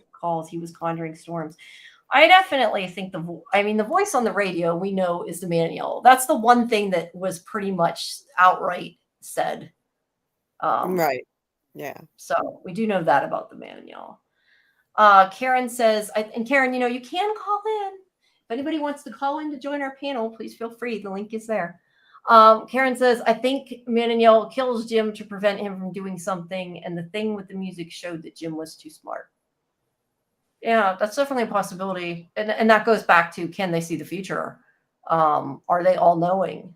Like we were talking about earlier. And Big Heck makes a point. Don't you think if the man in yellow was Ethan, it would be emotional and not like squashing a bug? Yeah, that's kind of what I said. Like, he didn't seem like he necessarily enjoyed it, but he didn't seem like he necessarily cared either. And even if he was going to kill his father, I would question he wouldn't get all emotional unless the man in yellow isn't. And I'm just playing. Hey, I'm playing devil's advocate because I told you I don't know that I think he's the man in yellow, but I'm just seeing both sides. Maybe Ethan, if that is Ethan, the man in yellow. How do we know the man in yellow is really like 80s or whatever? How do we know he's not hundreds of years old because he's immortal when he looks like? Well, not only that, but like so the boy in white, Sarah says, I don't really think he's a boy. I mean, the man in yellow may not really be a man. Right. So to be fair, playing devil's advocate, it could be that it was so long in the past that maybe it doesn't affect him. I would still think it would, but I don't know. Or he got involved with the child sacrifice and became a monster like the people that are doing the sacrifices. Yeah, but he can go out during the day. That's what makes me say he's not just a regular creature like the other ones. There's something. Well, he might not have been. He might have been middle management, got special perks. Yeah. Like day walking. Yeah. Yeah, I know. And a finger trap. I do gotta say, there are a lot of things in this show that make me. I would kind of hope they didn't do it because it would be kind of lame, I think, compared to all the things we've theorized. But there are a lot of things that make me think they could be vampires. I mean, you say that like day walking, and we know they have a lot of vampiric qualities. That's for certain. They do, and we know that the baby, at least Smiley, ingested or needed human blood. We don't know whether they eat the bodies or they take the blood out of the bodies. That part we don't know. But you've seen the original Salem's Lot, right? Where they kind of like float up by the window, like the first scene in the pilot where the grandma monster asks Megan to open the window, reminded me so much of Salem's Lot. Yeah, because they're up on the second floor. Yeah, we don't really know if they flew or floated, or if that was just they changed it and didn't think about it, or we never really. But then there's like blood drinking too, like Fatima. Yeah, the baby, and the thing is we know that their bodies are like desiccated inside too, which could be because they don't have blood. So, but then again, there's also that theory that the trees are the monsters. So, who knows? Karen says evil voice that knows stuff. And she means with Sarah because she says, I was thinking it said the child, but yeah, it said the boy. Yes, I believe it did say kill the boy. Yeah. It's reminding me or making me think of Harry Potter, Voldemort. Kill the boy. Or no, kill the sparrow. He doesn't say kill the boy, he says kill the sparrow. It's a really done special effect. That special effect looks really, really good. It does. It does. That looks pretty cool. Big X says, maybe it was kill the Boyd and they missed a letter. Yeah, I've said that. Great. I like that. Let's see. Just me says maybe the man in yellow was pissed at Jim for the radio. Tabitha digging the hole, now the music notes. And if Jim were related to some bloodline, that could be something too. That's going back to what Golden Child was saying. If he's related to somebody that, like one of the other people that came from the town. That was the other thing we were talking about, is that maybe if they're not reincarnated, though, they could still be ancestors that were at the town. So yeah, because they seem to be from all over the place, and their relatives came to America from other countries. Yeah, like Jacob from France. Yeah, but yet they all came from different towns in the United States, which is kind of a I think that may have just been though because they're not hiring foreign actors and not having them do accents, but I don't know. Just me says maybe he went down into the tunnels. I assume she meant Jim, but I think that was what we were talking about. Young Victor, why he looked dirty. Yeah. Or he went through the faraway tree. That's also a possibility. Have you ever been in a root cellar? No, I have not. They're dusty. They're dusty. Yeah. Speaking of of houses that, I have them. They're dusty. Yeah, dirty. I do want to talk about the faraway tree, but we'll get to that. Yeah, I have a circle for you. I'll talk you back. Okay. I just don't want to get too far behind on the chat because we're already understood. behind. Karen says, Ethan says, we'll probably have to save someone. Could it be Jim? Maybe Julie's not trying to save her dad because she loves him, but it's part of the quest. Yeah. Ooh, Karen, I like that. I like that a lot. Because that line did stick out to me in this episode. Yeah. Yeah, but obviously she fails. So I don't know. That's not good because she definitely failed. At least I hope she can't. It might have been the first time she tried though. So. Well, but we know. Well, we're assuming she can't change anything. We're assuming that because Ethan said that. That doesn't necessarily make it true. Mm-hmm. And there's always paradoxes and everything else. But, David is also talking about that maybe this is in the future and that our show happened before Act 1. Mm-hmm. I'm trying to think of what before the very beginning. Yeah. Mm-hmm. That's why remember is the key word. Been written. Yeah, I mean, it's definitely a possibility. We know there's time elements involved, so it could be a lot of things. Mm-hmm. Yeah. Yeah. I just wish that we knew how much time passed. And I know they're like, people experience time differently. And I don't know if that was, I still think they meant that as a joke. They were saying we did. But when you say how much time has passed, what do you mean from when to when? When the Matthews family got there till now? Yeah. From when the Matthews got there till now. About a month. But we don't know that because we've heard from different actors different amounts of time. And then we asked a short amount of time. Yeah. And then AJ asked them for a definitive answer. And they said they said people experience time in a different way. And I don't know if they were joking and meant us, like we look at it different and the actors look at it different, or if they meant the characters. It was very, very extremely vague. So yeah, but you can make an educated guess. It hasn't been very long. No, it's probably been a couple months, but I know anywhere from about 3 weeks to a couple months, I would say. 3 weeks to 3 months, somewhere around there. Not very long. Yeah, not very overall. Yeah. We're talking about Lost, which is big. Says I hate story walking now. Well, we'll have to find out. Yeah, we'll have to find out how the story walking goes, and then you can decide if you really hate it or not. Well, if they make story walking their own thing, then anything's possible. Yeah, if it's their thing for their show. That's definitely the case. And yes, there are so many storylines in Lost, you'll be completely lost. That's the point. At least I think just me is talking about Lost as opposed to From, because there isn't that many episodes of From. I think we watched the version where Julie chose Colony House, but there was a former version in which she chose the town. Yeah, maybe it's a choose your own adventure book. Maybe it is like she can't change a book, but maybe I'm just spitballing. But I always die though. Yeah, I know. I always get killed by a squid or something. I'm like, I didn't see that coming. Yeah, we could see different versions. I mean, I guess, I would say that totally depends if she can change things, but it would be interesting to see that in a way. I don't know how much time travel I want to be in the show. I haven't decided, but that gets messy. Yeah, it does get messy unless they do it right. But yeah, I mean, we do know that the boy in white's trying to do something different this cycle, so I don't know. Let's see. Randall. Okay, wait. That guy was in the birth of Smile. Oh, the kid.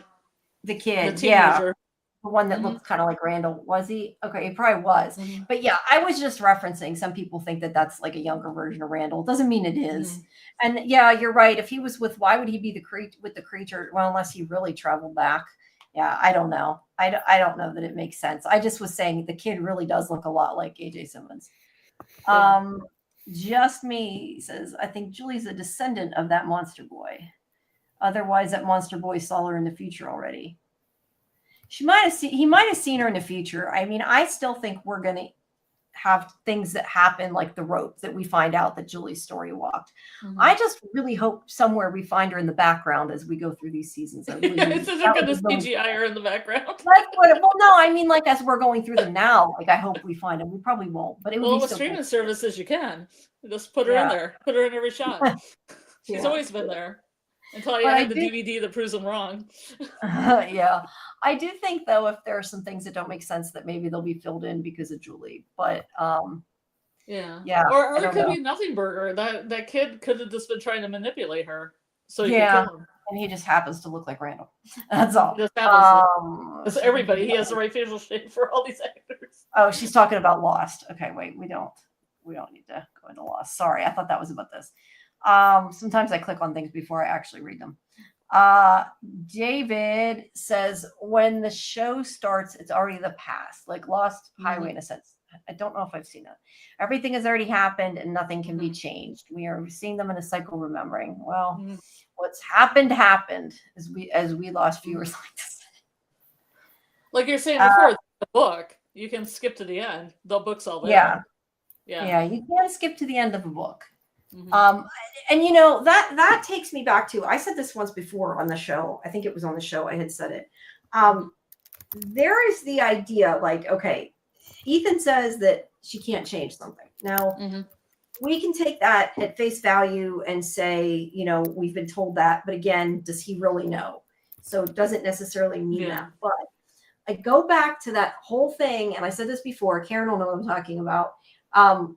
In Doctor Who, with the Weeping Angels and River Song and Amy and Rory, and there was this whole idea because there was a book that River had written in the future or whatever about what happened with the angels.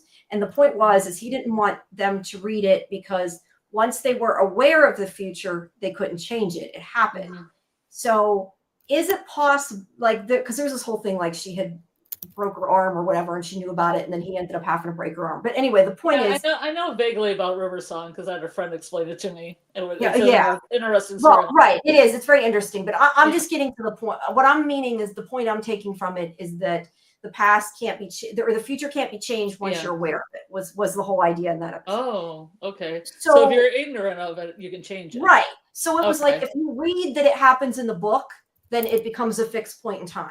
Yeah. Okay.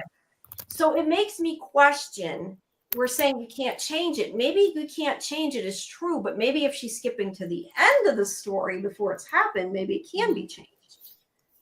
Don't know. Yeah. But it's an idea. But then there's going to be a gap where she doesn't know what's happening. So is that okay then?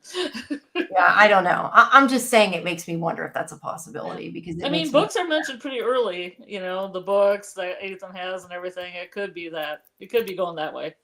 Yeah. No, it makes me think of that. And it makes me think of what about what hasn't happened? Can she alter what hasn't happened? Yeah. You know, maybe she can't alter what the past, but that doesn't mean she can't alter what hasn't happened yet. So yeah, I don't know. Let's see. Yeah, David, Lost has flashbacks, flash forwards, flash sideways. Yeah, there's a lot going on. But he says the sideways is how I picture from a place created by their collective unconscious. We also were talking about this last night, and this is where I said you guys need to watch Falling Water. I know Karen doesn't like it, but Falling Water I really like. It's about a kind of a that they can have collective dream space. Where can you watch that? I don't know. It was on a USA a long time ago. It's kind of like one of those shows like Awake, where I don't know if you can actually stream it. I saw Awake a long time ago. Awake was awesome for for more than just the fact Jason Isaacs was in it. It's Awake. Yeah, actually, you see the OA? Huh? I'm sorry. Have you seen the OA? Yeah. OA is also another one if you like From. You should watch. Yeah. It's so pissed still that they canceled that, but that's a whole other issue. That's Netflix for you, and that's where I get into my conversation. I think it's good. It's on MGM. Actually, it looks like, according to this, when I click on it, Falling Water is on Prime. Now, whether that's you have to buy it or it's on Prime, I don't know. Yeah, that's always sticky because I always think it's free because I'm Prime and then I go there. Yeah, it's coming up as add it to your watch list, but it doesn't have a way to watch it. Yeah. I don't know. Wait, I take that back. I'm not signed in. So wait, let me see. I can go back to it. I wasn't signed in. That makes a big difference. Oh, come on. I got to put the code in. I ain't going to take time to do that one. Sorry. You'll have to Google it on your own. Okay, that's fine. That's fine. May It or was, may it not was be a on casual Prime. question. No, I know. It may or may not be on Prime. But Falling Water is a good one. The OA is a good one. Awake's a good one. Those are all kind of stories that have a mystery in it. Dollhouse we had talked about. Now, all these, a lot of them don't have endings, but they're still good and still worth a watch, I think. Yeah. Yeah. The Society, 1899. More shows that are got great mystery, got canceled. I haven't watched The Society yet. I have watched part of 1899. And That's Archive 81. Dark, right? Yeah, and Dark. Watch Dark too. Dark is amazing. Yeah. Yeah. Archive 81 was great, but that got canceled too. What was? Archive 81 is another Oh, story. that was awesome. Yeah, that was awesome too. I like that. Yeah. Yeah, a lot of good shows. We need to make a list. We need to do rewatches and stuff, watch parties. David says Lost was about personal karma, From is about ancestral karma. But that's the real difference. That's a good way to look at it. Let's see. Okay. See, we're really far behind. No, we're not that far behind. That was only 15 minutes ago. Karen said that was the correct psalm when you said about Psalm 23. And David points out Norman versus Harold is the Battle of Hastings. The Lord is a shepherd. Yeah. Oh, that. Yeah. Nice. Yeah, I didn't know you meant that. Yeah. Yeah, that might be. He's talking about Battle of Hastings. Yeah, I don't know if it's about that. We'll have to see. Hey, Will, still the sage. Thank you. David, are you like AI all-knowing? Yeah, David is very knowing, and he confuses me half the time. This is talking about the time period. Just me says I thought 3 weeks, but less than 6 months for sure. However, if we're watching the past, then that makes sense why they can't answer how long they've been there. That's a good point. Maybe that's what they meant. Let's see. You don't know how time goes in Fromville either. We don't. I mean, if it's a little pocket, universe, liminal dimension, time might work differently. It may, or it could be like a whole time dilation thing. I think me and Will were talking about that at one point. Whole Stargate. It reminded me of Stargate. I don't know. Oh, God, I still don't understand this weather. It goes from snowing to it's like in the 60s. Please explain this to me. I don't. Michigan was 55 last night, and now I don't get it. Like I'm in my office, and I know it's not 60s in here now. I'm probably just having a hot flash, but I'm in my office, and I want to turn the air conditioner on. But if I do that, my family will yell at me for turning the air conditioner on. But I'm about ready to. I'm burning up here. Wow. Let's see. The convenient thing about snow is you can just step outside. Yeah, no, there's not. No, I don't think there's snow on the ground. I haven't actually looked. I think it's melted. It had melted. I think all of it. I haven't looked. I went for a walk and there was no rain, and then it was complete flood, and it even though I had a trench coat that repels water, it soaked my trench coat, it soaked my sweater, it soaked me, it soaked my hair. Yeah, weather can be very, very strange. Yeah. Okay. David I live on a peninsula, so I think the peninsula is the problem. Oh yeah. Yeah, with the rain. I don't know, but it's just this weather's been weird. Where are you at, Jamie? I'm in Pennsylvania. Oh, okay. It was a couple days before Christmas. It was snowing, and then I think it was in the 60s today, or high 50s, something like that. I think there was one real cycle with Tabitha and Jade, meaning Tabitha's dream is a real memory. And every other cycle since has been a cursed cycle of delusions until they all remember the sacrifice. That's an interesting take. Yeah. I mean, as long as this version of them is really happening and not a dream and not a memory, or memory maybe, but not a dream and stuff, I would be okay with that. Well, I think whoever occupied Tabitha Prime, Tabby Prime, I think it's that little girl that moved to the cannibal village. Maybe. Yeah, we were questioning that last night because I was asking, we got into a discussion about this. What I would like to know is if Tabitha's dream, seeing the little girl, if that was a memory of another past life, why is it that Miranda and everybody else, maybe not everybody else, but when Jade sees people, when she sees Miranda as a Miranda. So why would she see that past self as past life as herself, unless it's just because it was part of a dream. I think that's for the viewer, not so much her. That to me is really confusing, that she sees Miranda as Miranda and that version she sees as herself. It just didn't make sense to me. I thought at that point, that's when I thought they were implying that she had been in the town before, like literally had been in the town. And that's when I thought maybe she was Miranda, but the whole age thing didn't make sense. Or not Miranda, Eloise, but the whole age thing didn't make sense. And then we got into that. So I don't know. Mickey but Tabby Prime could have grown up in the cannibal village, lived a whole life there. Like the original one. The OG. Yeah. If it was, maybe that's why she sees it as her. Maybe because it's the prime one. I don't know. Or maybe it's just because it was also a dream. Dreams don't have to make sense. Mickey says, you don't. When you make shows, you don't shoot everything from a POV like that. No, I know you're right. It's less visually interesting. It is, honestly. But I just think that if they were going to do that, then they should have had the dream be not her. But I guess if that was the case, then she would have never understood the dream as a kid, and it wouldn't have made sense. And I guess that makes sense. Mickey says, I think Julie can't change the I don't know if it means the past. Okay, wait, she can't change the past, but she can interact with the past. Her interactions can cause the past timelines to create their own changes. Yeah, if you talk about like splitting off into parallel universes, that could be the case. Or we could go into the whole idea that if she's changed something like the rope, that it was always meant to happen and therefore it wasn't exactly a change. But maybe she can't change the past, but maybe she can change the future. I don't know. Let's see. Okay. Karen says 90% of Doctor Who is people telling him something can't be done and then he does it. That's a good point. But also, they don't have to explain things in Doctor Who because they just go timey-wimey and that's the answer. Well, that's what people do. We just say it's timey-wimey. It doesn't have to make sense. That's the problem. But no, that storyline does make me think of that storyline in Doctor Who. Speaking of, it's going to be another week yet till we get to talk about the Doctor Who Christmas special. I'm waiting to talk about that. Still the Sage. Will says the OA is my favorite of all time. I love the OA. I want to do another rewatch. I just wish they hadn't. I could go on about that. I wish they'd tell us what the planned story was, or that they'd write a book or something. It would be nice to have like a graphic novel or something. And I'm wondering if that's why they haven't told what happened. Yeah.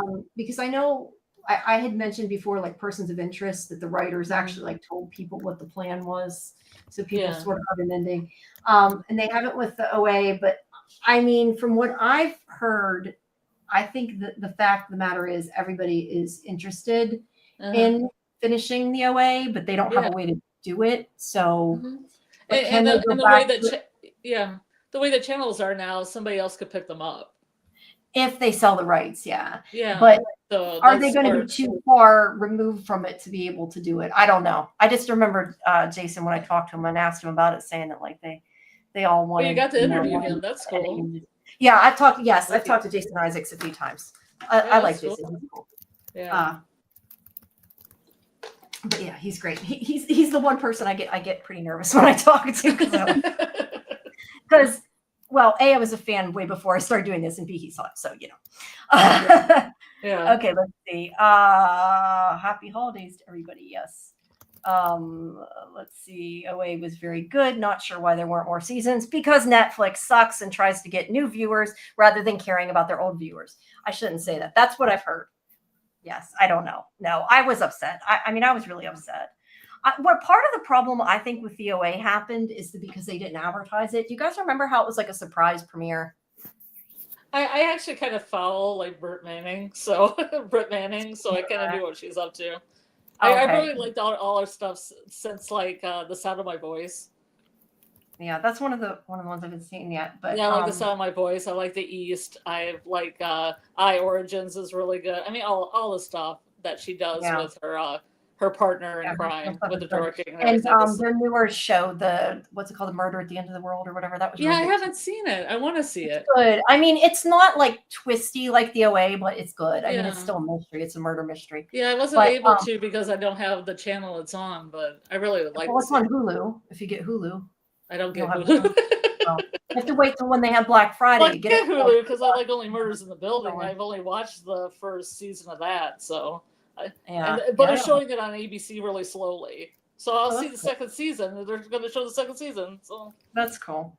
But yeah, you need to get Hulu on Black Friday when it's like $2, and then you can get it. If I get all the channels I want, I'm going to be paying like $40 a month. Yeah. Well, no, I just meant it's a lot cheaper. But anyway, LA when it came out, it was not announced. Like it just came out. It wasn't advertised beforehand. It was sort of a surprise, and I think that maybe that hurt it in the end. It made people interested, but I don't think it kept enough people because they didn't know about it. Yeah. Let's see. The only thing it seems that she can do is, I assume that was supposed to be acquire. Maybe he's using text or speech to text. I don't know. Acquire information from the past, something that might be able to help them now. I mean, that's definitely interesting. Or not interesting, but I mean, well, it is interesting, but I mean, like that they will get, it could get a lot of information that way that they need. Okay, he did mean acquire, yes. And Big Hack, I'm not saying don't have an ending. Some of them like were given an ending, just not maybe like a full, 5-season what they want ending. Yeah. Some of them more, some of them more. You'd have to look up or ask which ones have better endings than others. The OA, I mean, it had an ending, but it was. It had a crazy ending. It had a crazy ending. I mean, it was definitely meant that there could be more. Archive 81 is a podcast. No, Archive 81. I mean, it may have been a podcast too, but Archive 81 is on Netflix, I believe. Yeah, it started as a podcast, and then it was adapted into a Netflix series based on the podcast. Oh, yeah. Okay. You know more. Kind of like Homecoming. You guys ever see Homecoming? It No. was a podcast. It had Julia Roberts in it. It was pretty good. Oh, that no. That's that newer one. No, I have not seen that. Yeah. There's so many things I need to watch. I want to sit down and watch TV. That's what I said for Christmas. For Christmas, I wish somebody could have given me like a week of like just a week where time doesn't pass and I can like catch up on things and do things. That would be nice. Yeah, I watched a couple of episodes of Dollhouse and I was like, this is really nice. Yeah, Dollhouse is awesome. Dollhouse is a great show. I like Dollhouse. That's a good one. And since basically it's like she's just watching a movie, that can also be a great benefit for the town. Maybe they could find out ideas that could help them. Definitely. Okay. Karen says, I'm not sure I agree. Henry's experience of the amount of time Victor was gone tracks with his agent's storyline. Well, I assume she's meaning because we're saying about people experiencing it different, maybe. I don't know. I think part of them saying people experience it different, I think that may have been they were joking and said that to us, meaning like the actors and us experience time different. But I don't know because it was so vague. And I'm not sure if that's what you're referencing there.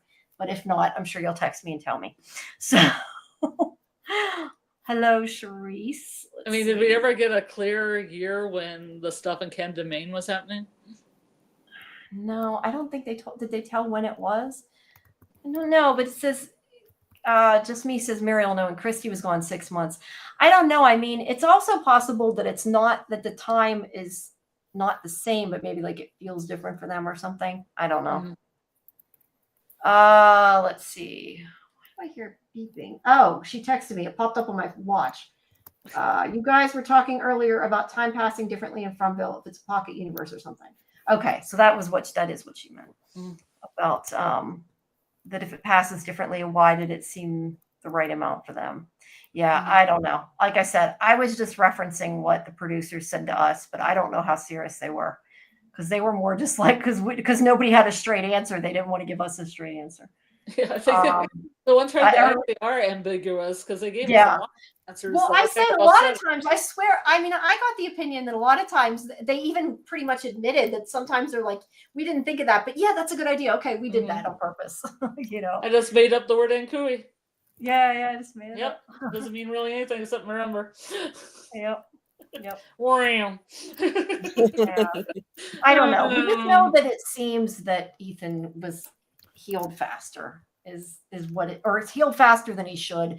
Christy seemed to have healed faster than she should. But I mean, is that just kind of more of a TV thing?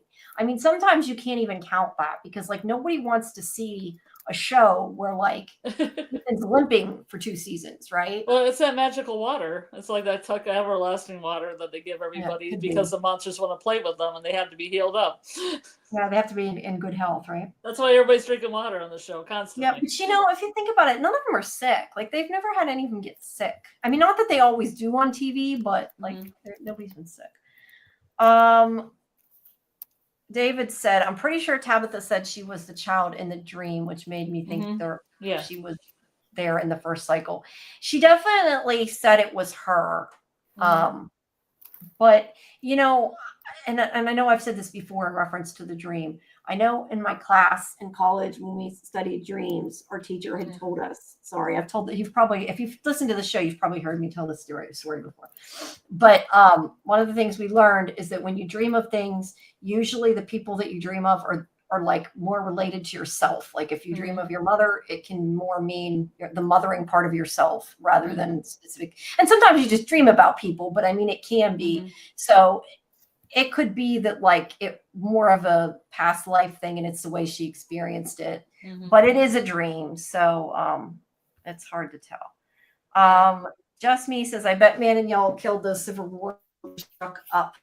Jim was Tower. I didn't think of that. Hey, that's true. She saw that vision of him in the being dead or whatever. So was that a premonition of him going to die, or was that maybe? Well, we don't know for sure if other people reincarnated. I was going to say maybe a different version of him dying, or maybe he's not dead. Who knows? I don't know. We did though have a discussion last night. Is Jade the Civil War soldier, or is Jade the Civil War soldier being killed? I tend to think Jade was the one being killed because he was like had a vision of being attacked. Yeah.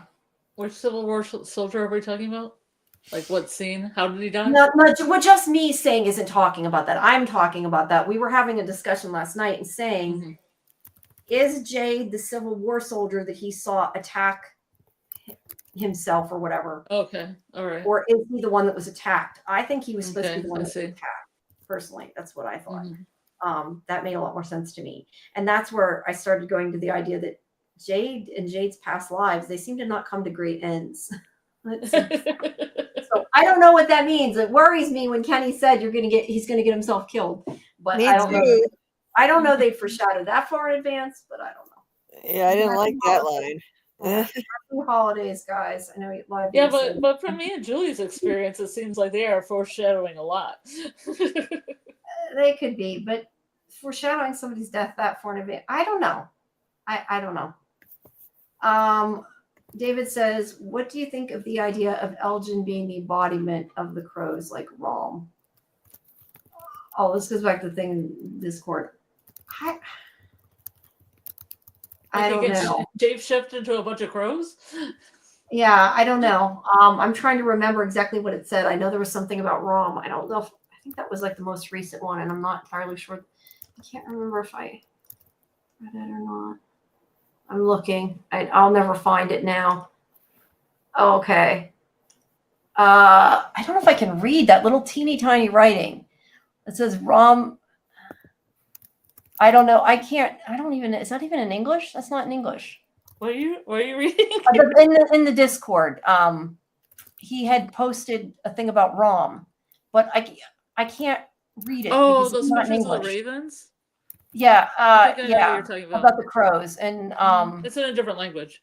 Yeah, I was gonna say I can't read it, and he was talking about the dragon and everything. Yeah. Yeah. By the way, speaking of, he also posted the picture of that's behind Julie of the painting. You know what I noticed? That those teeth look like they could be something else, and maybe that's not a monster's face. Let me see if I can. Shit, what do I have to do here? I closed Discord, damn it. I was going to share the screen because I wanted to ask you guys something, and this is completely irrelevant to what we're talking about now, but I did want to ask you. Yeah, like can you imagine if you were Julie waking up to that painting every day, open your eyes? Yeah, that's not exactly something I'd want to. I mean, not only are you seeing like Ellis and Fatima naked, but then you're seeing like. Yeah, and that's what I was thinking. Like, oh, they're so nice. They put her in their bedroom where they're having sex. So I don't know, but anyway, she has curtains, so it's okay. It's fine. Yeah, upon rewatching, It's all I'm good. She beginning has to think curtains. I'm beginning to think this is a little bit more creepy than I originally thought it was. Yeah, I know, right? I just wanted to ask you guys because okay, I'm gonna share the screenshot. This was one he had posted before.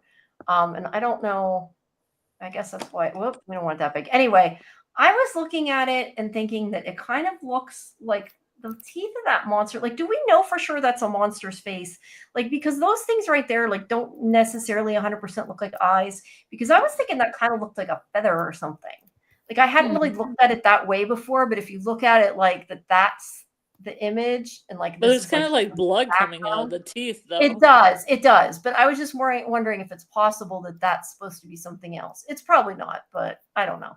That was my idea. Also, those are totally tire tracks, regardless of what they were meant to represent. They look like they were made with tires. Just saying. Looks like he just drove a car over his painting. It does. It does. It does. Artiste. Sorry about that. Yeah. Now where did we go? I lost where we were. Okay. I think the civil. Okay, just me says I think the Civil War soldier is Elgin One Eye. Okay, I have a comment on that. I tend to think, personally, I think that was more foreshadowing than supposed to be a past life because it was the opposite eye. But as I've stated before, as soon as I seen Sarah with the screwdriver, I thought of that soldier and I thought he's totally going to lose his eye. That was what she was going to do. But it is a different eye. That's been Yeah, but then they have the skull guy too. The skull guy has got the drinking the blood out of the skull. There's that train tied through his eye. Yeah, but it's the other eye. It's that guy's right eye. It's Elgin's left eye. So I don't know. I don't know that I think the other people were reincarnated either. I mean, the idea maybe they had ancestors there we talked about, but I don't know that I think Elgin was reincarnated. I don't know. I mean, he could be, but you know, Julie, you haven't been talking much. I'm sorry. It's okay. I mean, you guys have just had a lot to say, so I was just, jumping in where I see an opening. Yeah, I'm sorry. We do that, don't we? I'm sorry. It's all right.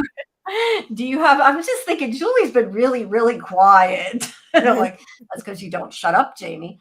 That's okay. But if you have something you want to jump in, please do. I will. Okay. Just like I said before, just yell at me to shut up. And I will. David says, I look at Tabitha's dream like the videotapes in Lost Highway, the glimpse of reality in a dream state of mind. It's a dream. So, I mean, like I said, dreams are weird. So I can. And Mickey points out that Elgin does wear that crow shirt all the time. Yeah, he literally. A lot of people wear the same thing all the time. Nathan's always rocking those overalls.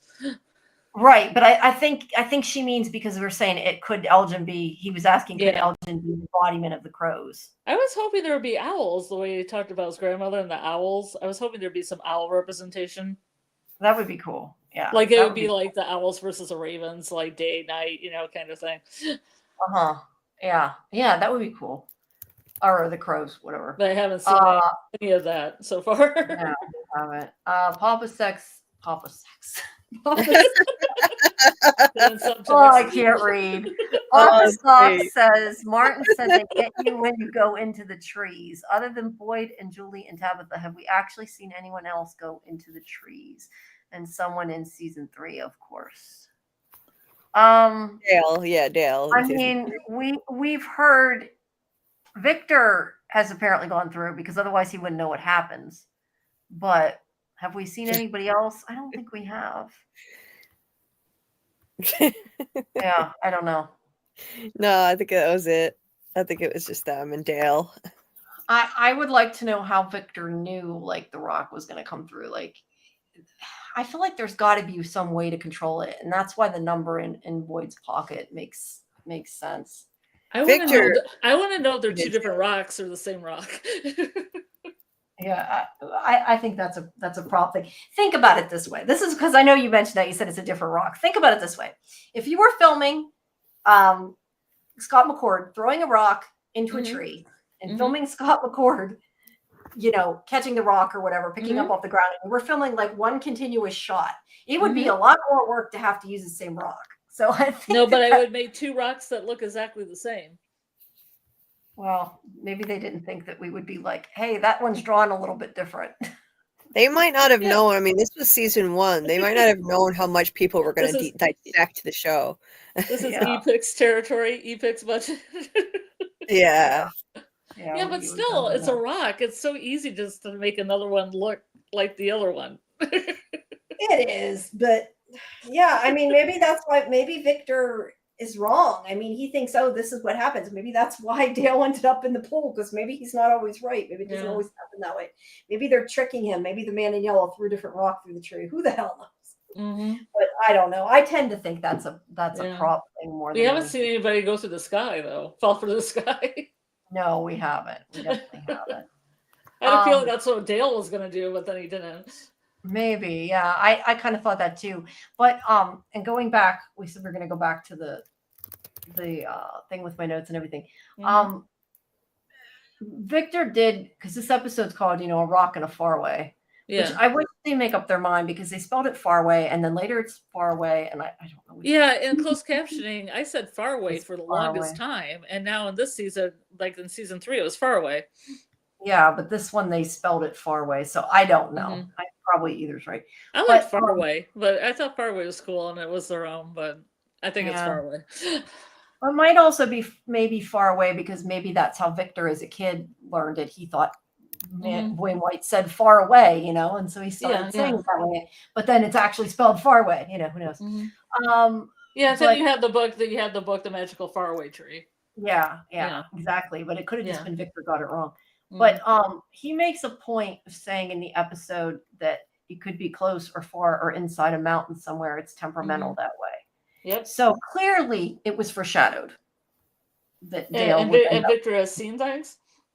And Victor knows it's happened at some point, or that the possibility is there. Yeah. I question how he knows that, though. Like, did he watch somebody go through it?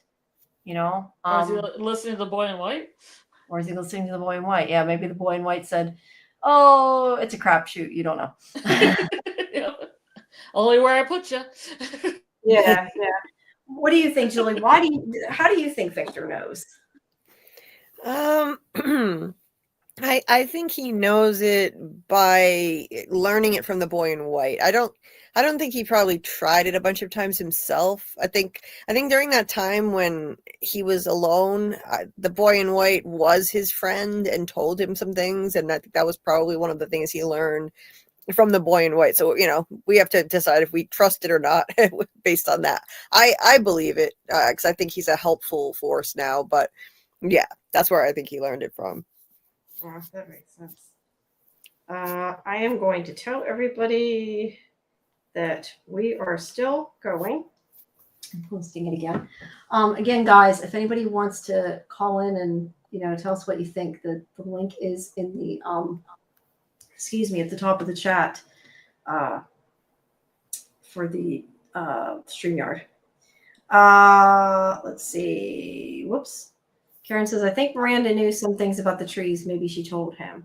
I question, though, like how they know somebody got stuck in something or could get stuck in something unless somebody did. Or maybe he threw a rock through. Maybe he enjoyed throwing rocks through and seeing what happens. And some of them ended up in the middle of a mountain or the middle of a rock or something. You know? Or maybe, hey, but you know what, though? Now that I said that, what about that guy that was embedded in the rock that Jade saw? I think that's probably what happened to him. Yeah. That could be during Victor's time, and he could have totally seen that, and that's how he knows. Yeah.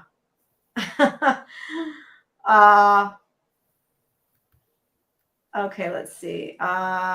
David says, Rom is also a crow that takes the figure of a person at a request. Yeah, I mean, there could be shapeshifters. Oh, we do got to, Karen's saying about horse and a dog. I assume she means the man in yellow, and maybe that's why the dogs are so angry. We do need to talk about the dogs, which is about kind of next in my notes.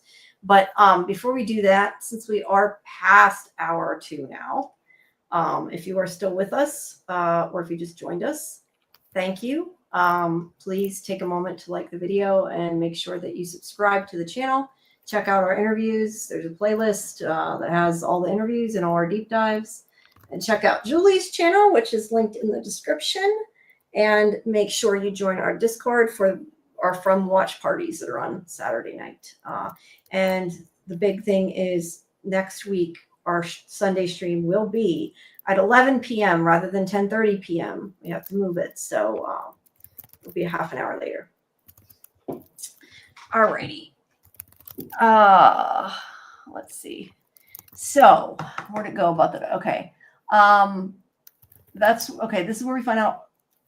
Okay. Jim sees, okay. The dogs are barking. Okay. Victor gets scared. He has some kind of, he's triggered by a flashback or whatever because there were dogs around the bodies of the massacre.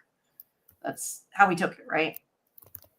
So are there actually dogs though? Because like Jim sees a dog like there in the present, if this is the present. And Boyd sees them later. What do we think about the dogs? I guess Scarlet stepped away, but what do you think about the dogs, Julie?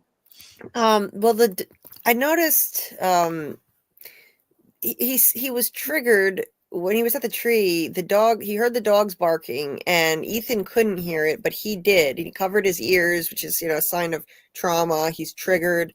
And I noticed like there was a muffled barking sound actually coming out of the tree, but only Victor could hear it. It's almost like there was an entity that was trying to trigger him with that noise. And then you see a flashback that he's seeing in his head to the dogs all like amongst the bodies strewn all over the street after the massacre. So I think it's meant to make us question, like, are the dogs a bad entity? But I think that are they real? I think they're good. They belong to the boy in white. I think they're good. But he's triggered by the barking sound because that's what he heard and saw right after he found all those bodies. So it brings him right back to that moment. But the reason I think they're good is because they show up out of nowhere when Jim gets there with Tabitha, and like the two of them have Jim and Tabitha cornered, one on each side, like they're trying to protect Victor. He's got to fire the gun in the air to get them to leave. So I think they would have maybe flat out attacked Jim to protect Victor. So they might have, but that also makes me wonder, like, okay, when he threw the rock through the tree, it came through the air, right? He seems to be hearing the dog barking through the tree. Is it maybe that's where the Farway tree is connected to right then? Like if he would have went through it, it would have came out where the dogs are. And like he's literally hearing it through the connection. Possibility. That's good. It's possible.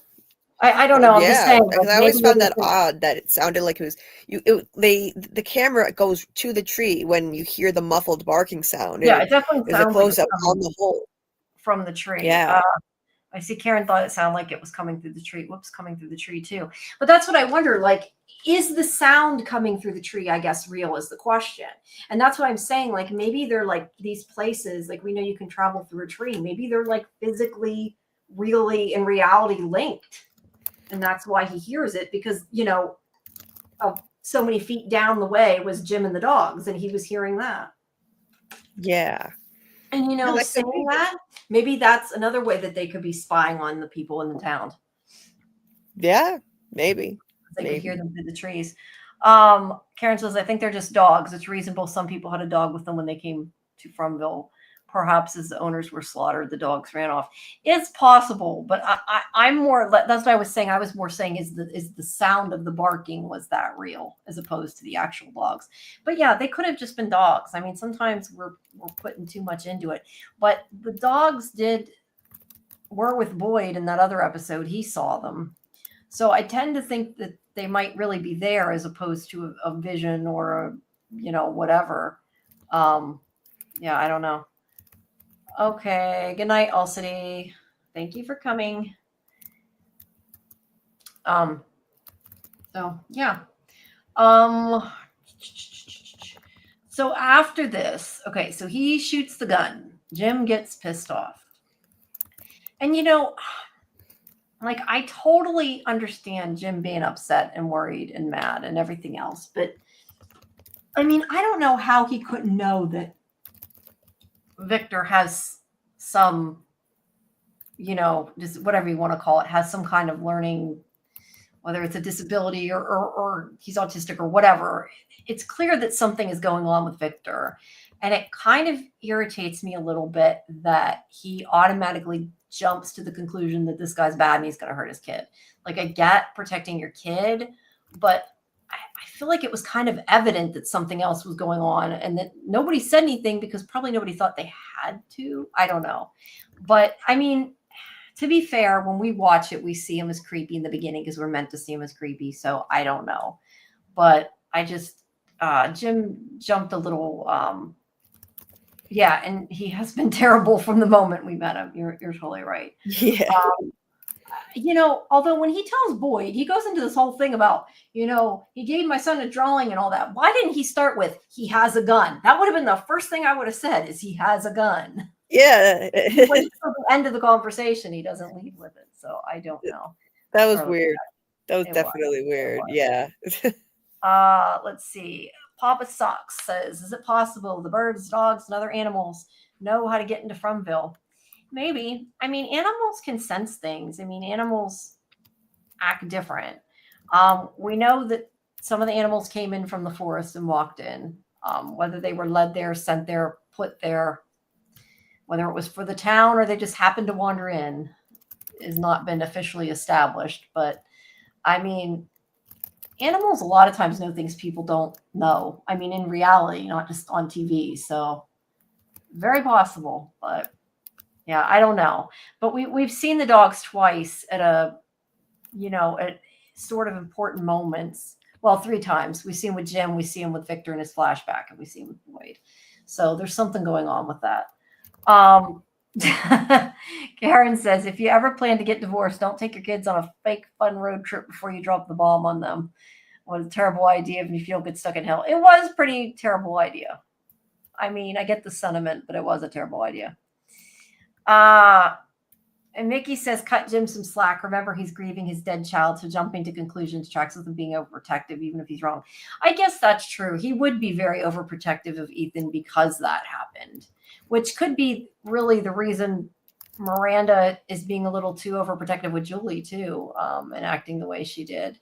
So, yeah, I don't know. I just feel like he didn't find out if there was something wrong with Victor or if Victor had a reason. He just like jumped on it a little.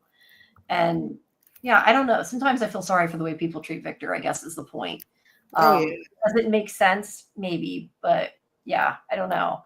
That's why it's so weird that Victor just starts talking to Julie like he knows her, like he has no problems talking to her. I mean, Ethan, I get, like he connects better with children.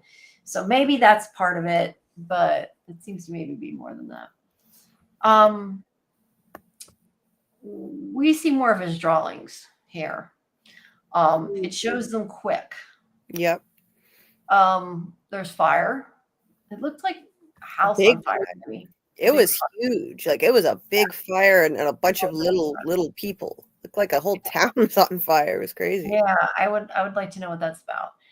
There's a figure in a yellow shirt. There's a yellow house, or that's what things. And their dog, of course. He sees the dog. And then there's like a drawing of all the dismembered people lying in the middle of the road. Right. With the boy in white there. And it shows the dog follows the boy in white. And that's where I wrote down, why is his face dirty? He goes to the merry-go-round. I noticed the fact that the boy in white is talking to Victor and everything at like that merry-go-round. That's at Ethan's house, which I find kind of interesting. I don't know that it's relevant, but yeah. And the yellow house has a blue mailbox. I wrote that down too because we were talking about yellow and blue earlier. Yep. And the drawings that he hung up, I thought that was a really smart way of showing, not telling what his thought process is right now, which is, now that he's putting the pieces together. He saw that 2 cars came again. He was wondering if that was special earlier in the season. And Ethan, another young boy, has come to town. He saw the boy in white just like Victor did. And the dogs showed up again. And he went to the Farway tree. So all of these things are starting to happen again. And then he hangs up the drawings. And, so he's realizing that, okay, all of this is going to lead to another massacre. That's why he hangs up the last one he hangs up is a picture of the massacre. So it's all starting again, and he's realizing that. And I like how they did that without telling us with exposition, just showing us, and we have to put the pieces together with him. I like that a lot. Yeah, I did too. That was done well. It also gives us potentially more clues because of the drawings too, which is a good thing. David says the things happening when we see the animals are what's important to show what triggers their behavior. Yeah, it could be. And maybe it's just, maybe like you said, maybe they're just simply protecting Victor. I mean, I don't know. But we don't see enough of them to really get a strong feel for it. We do, however, in the scene of the flashback, see Star Magic hotel sign. Yes. Which we've discussed before at length. Yeah. Yay, Scarlet's back. Now you're the quiet. I was gonna say you're the quiet one, but you. Yeah, left. I had to run. I ran upstairs to get something. Then I had to run back upstairs to get my cord because I noticed I was at 4% on my iPad. Oh, okay. Let's see. Okay. Boyd makes a point of saying that things have been crazy since the Matthews family got there. I mean, they do earlier make reference like they've gone 6 months without anybody getting killed. Mm-hmm. Now they go a couple days. I definitely think the cycle is starting over. I wonder if anybody had resentment towards them because it was when they came. Yeah, definitely. Let's see. Kenny tells Jade about where the people came from. We sort of touched on this earlier. Oh wait, never mind. That isn't somewhere in Texas. No, this is. I'm sorry. I don't know why I said that because it says about Texas. That is not what this is about. This is about Jim and Tabitha talking at the diner when the music plays they had heard before. And him saying he wasn't trying to make her feel a certain way, but that he feels broken.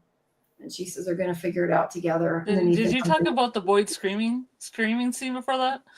No, oops. Yeah, I did skip that. Sorry. I didn't have notes in that one. Yeah, Boyd screams. That was funny. I'm not sure.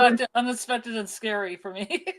Yeah, it was a jump scare. It was definitely a jump scare. But I mean, when you know it's going to happen, it's kind of funny. Like, why are we seeing him scream? I guess he just can't take it anymore.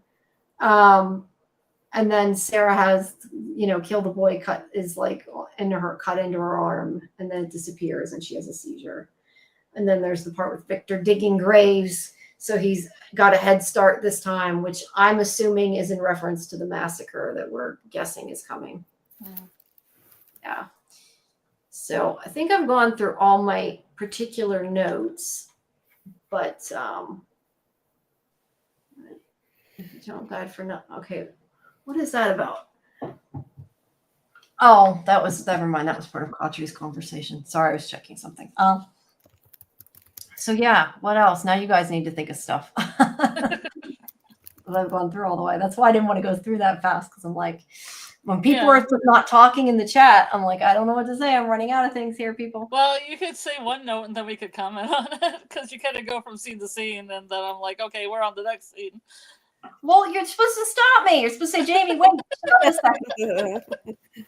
Okay. Well, what scene do you want to talk about? You could jump in. It doesn't matter if we're out of order. Just what do you want to talk about that we skipped or that I skipped over? I want to talk about blue, the color blue, the song blue. What's the significance of blue? I think we should figure out the significance of the color blue because people talk about yellow and they talk about red, but they don't talk about blue.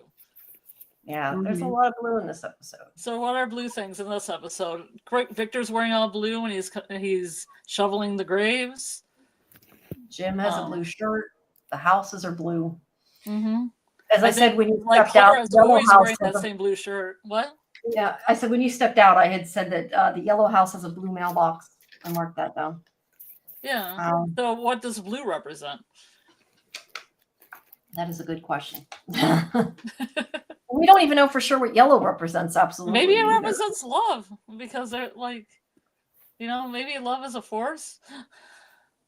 You mean the blue? It was the song Blue that the first time Tabby ever showed some kind of little smile reflecting back on Texas. Yep. She actually Because before smiled. then, Julie's always pointing out, is that they always have scenes where Jim's trying to reach out to Tabitha, and Tabitha is not there for him. She's not picking it up what he's throwing, right?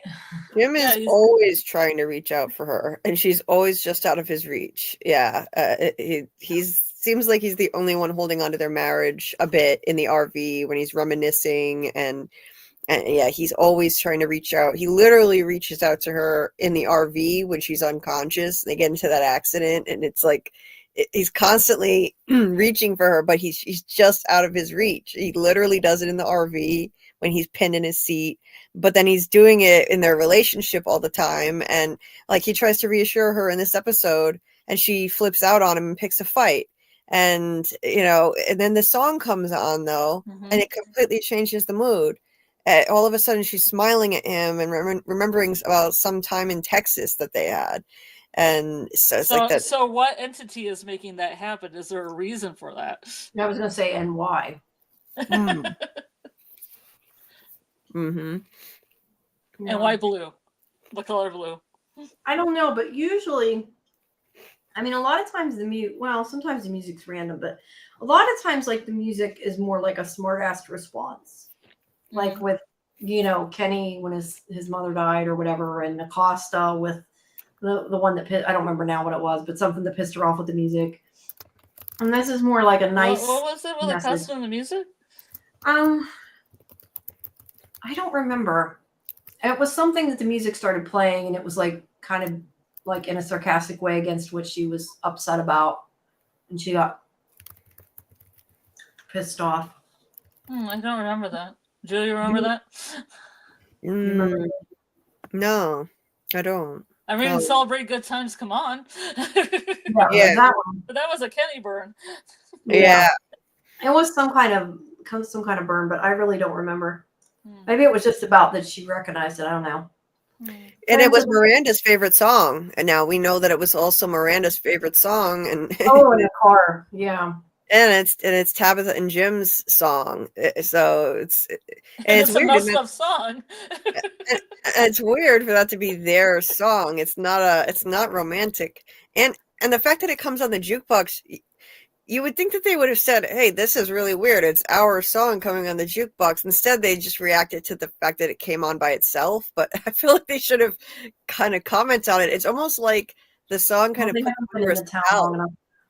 It's like it put them under a spell. Like it immediately changed. Like, so what happened is they both immediately changed the way that they interact with each other. Tabitha started reminiscing about stuff, which is what Jim usually does, and smiling. And Jim started trying to express feelings, which he never does. And he didn't do it in a very articulate way. It was very disjointed, and he was having trouble finishing thoughts. But then he finally completed a thought, and he's like, "I never wanted to make you feel."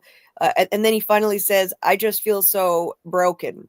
And he never admits to these kinds of things. He always just says everything's going to be all right. He's blocking out the problems. So it's swear it's like that song triggered something in them, kind of put them under a spell, and they both reacted in ways that they don't normally react to each other. I wonder why and what entity controls that. Yeah, it's like the radio is always there to evoke a reaction of some kind. Just usually it's bad. And I like Karen, she says, "I love how us fans are digging into what the songs play in the diner and what they mean." And the other characters are just like, "Yeah, that happens sometimes." Until Kenny gets upset about it, we don't really see anybody getting upset. Yeah, I always thought that Last Train to Clarksville is kind of out of place. And I'm always trying to figure out how that works in there. Right. That's the one that I don't understand very much. I mean, the only line in the song that really I can connect to it is something about, and I don't know if I'm ever coming home or something like that. Yeah, or something about hanging up the phone too. Right. So there's a phone in it, yeah. Every other song that's in the show, the relevance is clear. This is the only one that's unclear to me. And the way it's filmed too, like in an empty booth and everything, it's just really weird. Like maybe one of the showrunners was like, "I really like this song." It could be. We're gonna have 20 seconds of the song in there. Yeah, it's strange. Yeah, I don't know. I don't know. But Yeah. Yeah, I don't know, but we think there's two radios though, right? Because the one gets broken. We talked about this before. oh So yeah, maybe there's so two of maybe them. one's a good radio and one's a bad radio.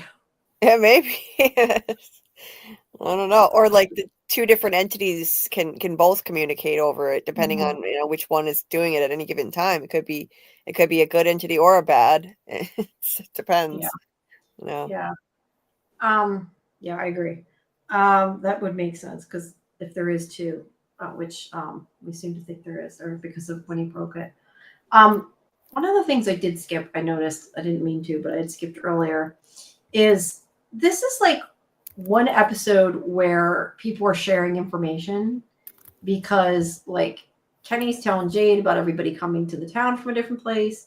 And Jade tells Kenny what he saw. Like he outright said, it's like, well, you wonder why people don't tell them what they see because they act like they're nuts, So I appreciate that. I wish they'd do that more often. Yeah, but Kenny just said, "Oh, it just happens.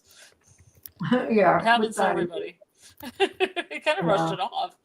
He did, but I'm just saying, like, at least Jade said something this time. Yeah, but maybe people do say stuff and people just brush it off and then they just stop. Mm-hmm. Well, yeah, I can understand that, but I like we said before, they need to have town meetings about what they see, their visions. But they had one and it went horribly. It went horribly wrong. Yeah. Does Sarah talk to Victor very often? She doesn't until later, No. right? No, they don't interact at all till. Then how did she know about Ethan though? Because she tells Ethan that she heard about his adventure in the woods. Wasn't that referencing when he went with? That meant when he went with. I thought it was the RV. Oh. Yeah, she could have meant that. I don't know. She said about your adventure. It sounded like she meant a good thing. Huh. I don't know which one. Julie, can you chime in on this and tell me what your feeling is on this? Because I always thought it was the RV thing. What about the RV? I thought she meant his misadventure was with the RV. And yeah, Sarah says to Ethan she heard about his adventure in the woods. Yeah, that's what I thought it meant. The RV. Okay, so you thought she meant more like a sarcasm thing. Okay. But it could be Victor. It could be Victor in the woods too. But that wasn't a good adventure either because it ended with the gun and everything.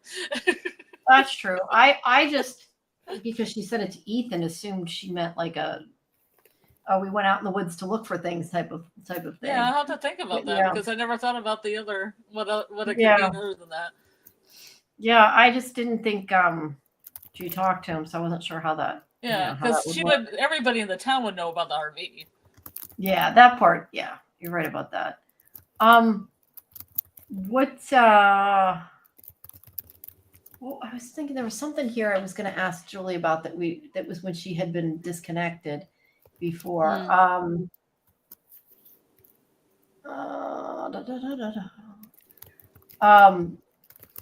About I don't think you were here with this part. I hope we're not putting you to sleep, Mickey. But thanks for coming. I was saying that when Ethan said, I think you were gone at this part, when Ethan said that that Norman had to go to the Lake of Tears, maybe they have to save somebody. Were you here when we were talking about that? I feel like that's yeah. Okay. Yep. Okay, sorry, I thought you weren't here. What about the beginning when we talked about Victor drawing Julie? Why do you think that like that's about like story walking or something? The fact that he's remembering her or random. Yeah. I think that he's drawing her and he's so comfortable with her. Again, this is the second time he's talked to her in such a familiar, comfortable way within the first few episodes. I think he met her before she story walked and he just doesn't remember, but he instinctively feels comfortable with her because we don't see him just approaching random people and chit-chatting like this. It's so relaxed. Yeah. So I think he knows her. He just doesn't remember. It's odd that he drew her. Because he only draws things he needs to remember. That's why it was a little weird. Yeah, and also he said pictures are for things that are gone. The pictures remember. He told Ethan that he wouldn't accept a picture that Ethan drew of himself when Ethan tried to give it to him later. So I just find it weird, but that could be a continuity error. Maybe they just forgot that they had him draw Julie. I don't know, but Or Julie could disappear. or Yeah. Julie could disappear. Maybe Story Julie. walking accident. Maybe she'll be gone. Yeah. Yeah, I don't know. It just stood out as being a little odd. Well, what else? Chat people, you're being quiet. It's weird. It's creepy. If he's drawing her, but if Alice drew her, it wouldn't be creepy. Right. Yeah, I don't know. She's so beautiful. I still think it would be creepy. She's a teenager. She's Yeah. a kid. We talked a bit about that. The fact that they're sharing the room with her now is creepy. I mean, granted, it's better than her staying in the living room where there's people having sex. But I mean, But they're gonna have sex. They're gonna have sex. So yeah, I guess. Well, it's better than being random and with random people. I guess. It's rather than all the people having sex. Yeah. Which I was going to say, by the way, that was the same bedroom. You could see the point of view of the bed of where Fatima had been before. So that answered that question. But yeah, I don't know. Some of that's a little weird. I know they're just trying to be helpful, but it's like we got you a bed and curtains so you can shut us out when we're having sex. Right? And then you can wake up to this drawing of a monster and us naked and a Garden of Eden kind of thing. Yeah, not so great. David, I missed one of David's things. Hold on. David said, they say in alchemy, the white light is a false light because of it's a low vibration, but if shined through prism, it divides into 7 colors. Like the boy in white is the collective of the 7 sacrifices. Ooh, that's interesting. Yeah. So like maybe he represents all of them. Yeah, and riding around in that colorful merry-go-round too. That seems to be. Yeah, I noticed it had it had orange too, though. It had primary colors plus orange. Mm-hmm. And the rock was drawn on in orange. Now I'm raging and just playing with everything. Let's see. David said, did you deep dive into the innocent archetype with Ethan in mind? I mean, he's definitely presented as innocence. But then again, so is the boy in white. And we've said before, like maybe he isn't as innocent or whatever. So yeah. I was going to ask David if he could elaborate on the innocent archetype. Okay. Well, I assume he means just like he represents innocence, but maybe not. Yeah, I don't know. I don't know what the journey of the innocent archetype is. I don't know. Yeah, I don't know. I don't know a lot about the hero's journey, but I assumed he just meant like he represents innocence. Maybe that's not what he meant. Yeah. Yeah, I don't know. We go. I'm just going back in my mind. I'm still thinking about like Ethan and the Man in Yellow and all that, and yeah. I mean, if he is, I think we're going to be getting more clues. Yeah. But yeah, I'm gonna carefully do the rewatch to see if there's anything in season 1.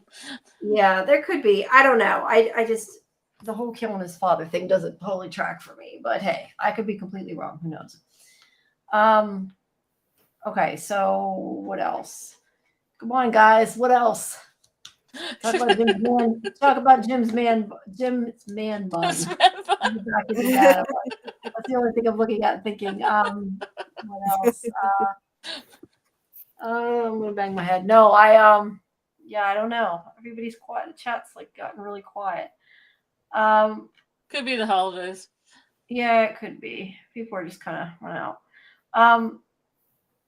Was it? I was gonna say I did have marked. Is it important? I don't know that it is, but at the very end when Victor's digging the graves, like I think it's supposed to be a preparation of the massacre. Do you think that the fact there was 6 graves was relevant, or do you think that it was just the fact he was digging graves that was relevant? Yeah, I don't think the amount of graves matters really. I think it was just he said, I'm just trying to get a head start this time. He just knows that a lot of people are going to get massacred. He can see that things are moving in that direction again from what happened when he was a kid. So yeah, I don't think it matters that there were 6. Yeah, but how many people get killed in a massacre? A lot. There's Kevin, who loses his tongue. There's poor Trudy. Yeah. Didn't Donna say there were like 20 people or something like that. It was a lot of people. That's a No, bunch of wait, red are you shirts. talking about the get killed in Colony House later? Or are you talking about, when I talk about the massacre, I'm talking about when Victor was a kid. Maybe we're not talking about the same thing. Oh, okay. I was just lining up number of graves and number of people. Oh, yeah. I don't know. I assume he's preparing for another massacre like what he saw when he was little. That's what I think. But yeah, I didn't know if he just knew that 6 people were going to die. That's why he was digging 6 graves. Or if he would have just continued to dig even more graves, and he might just have. kept going. Yeah. Yeah, he can dig graves pretty quick. Yeah, that's true. That takes a lot of strength. It does. It does. David says, if you read this breakdown of innocent archetype and think of the way Ethan talks and acts, it fits nicely. So he might also inadvertently cause chaos. Okay. Archetype. All right. And sounds very boy and white. Yeah, it kind of does. I think they both represent. That's why I said I think they both kind of represent innocence. Just me says I think everything in the show was relevant. Yes, probably. Although sometimes I think we're reaching a bit, but it's still fun. I was gonna say. Yeah, but I think there's a lot of ways that Ethan could have been mad at Jim, but saying you shouldn't have done that is a real choice. Yeah. Yeah, you're right. I just wonder if it's possible, like they forgot they said it, that he said it like that. That's why some things it's like, does it have meaning or not? And I tend to think everything does too, because these people that wrote it are like really smart. But you can tell, like when you hear the producers talk, that a lot of things they've never thought of, and they're just like, wow. So yeah, I mean, sometimes I think we are just like making things out of nothing, make a mountain out of a molehill, like it was a production error, and we're like digging into it. But I mean, that's what makes it fun. It gives us. That's why I said I wish they'd have a freaking more of the ARG to keep us busy in between. Yeah. So yeah. What did they have for Lost? The ARG. Yeah, it was. It had to do with Dharma and the Hanso. Well, I mean, if you haven't seen Lost, Hanso Initiative, it kind of explained where Dharma came from and some different things, where the numbers came from. Like it was stuff that was not relevant unless you were like really, really into knowing what was going on. But the unofficial ARG that was made by Vince Madison was maybe even more involved, although that didn't give. Obviously didn't give show information. This one gave there was like video clips and stuff, and they kind of filmed this whole thing for it. Yeah, I mean, it was fun. It gave us something to do, and you, like I said, you got more information that maybe only certain people that cared like deeply about like the mysteries would even care about. Because as an average viewer, like a lot of them aren't gonna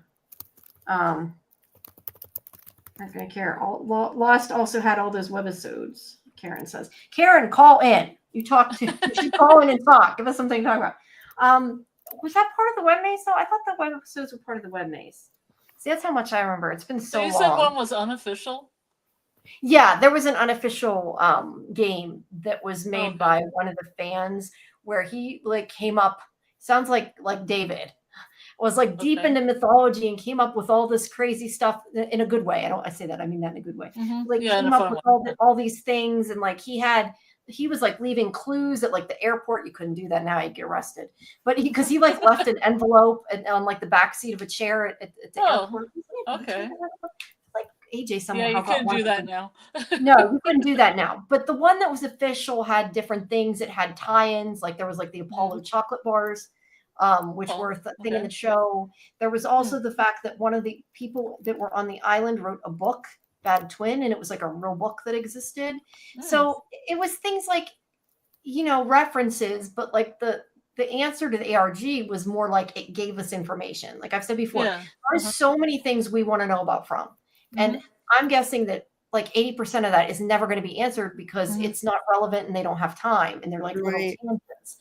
And it's a way that they could give the people that want to know that information. It would be cool. Yeah, they went out of their way with that news article about the Matthews family. Yeah, like they were starting one and then didn't finish it. Yeah, but the thing is, I don't think okay, Karen said they were separate things. With the webisodes, but with the webisodes weren't the Dharma stuff then, were they? See, that's where I'm getting them mixed up.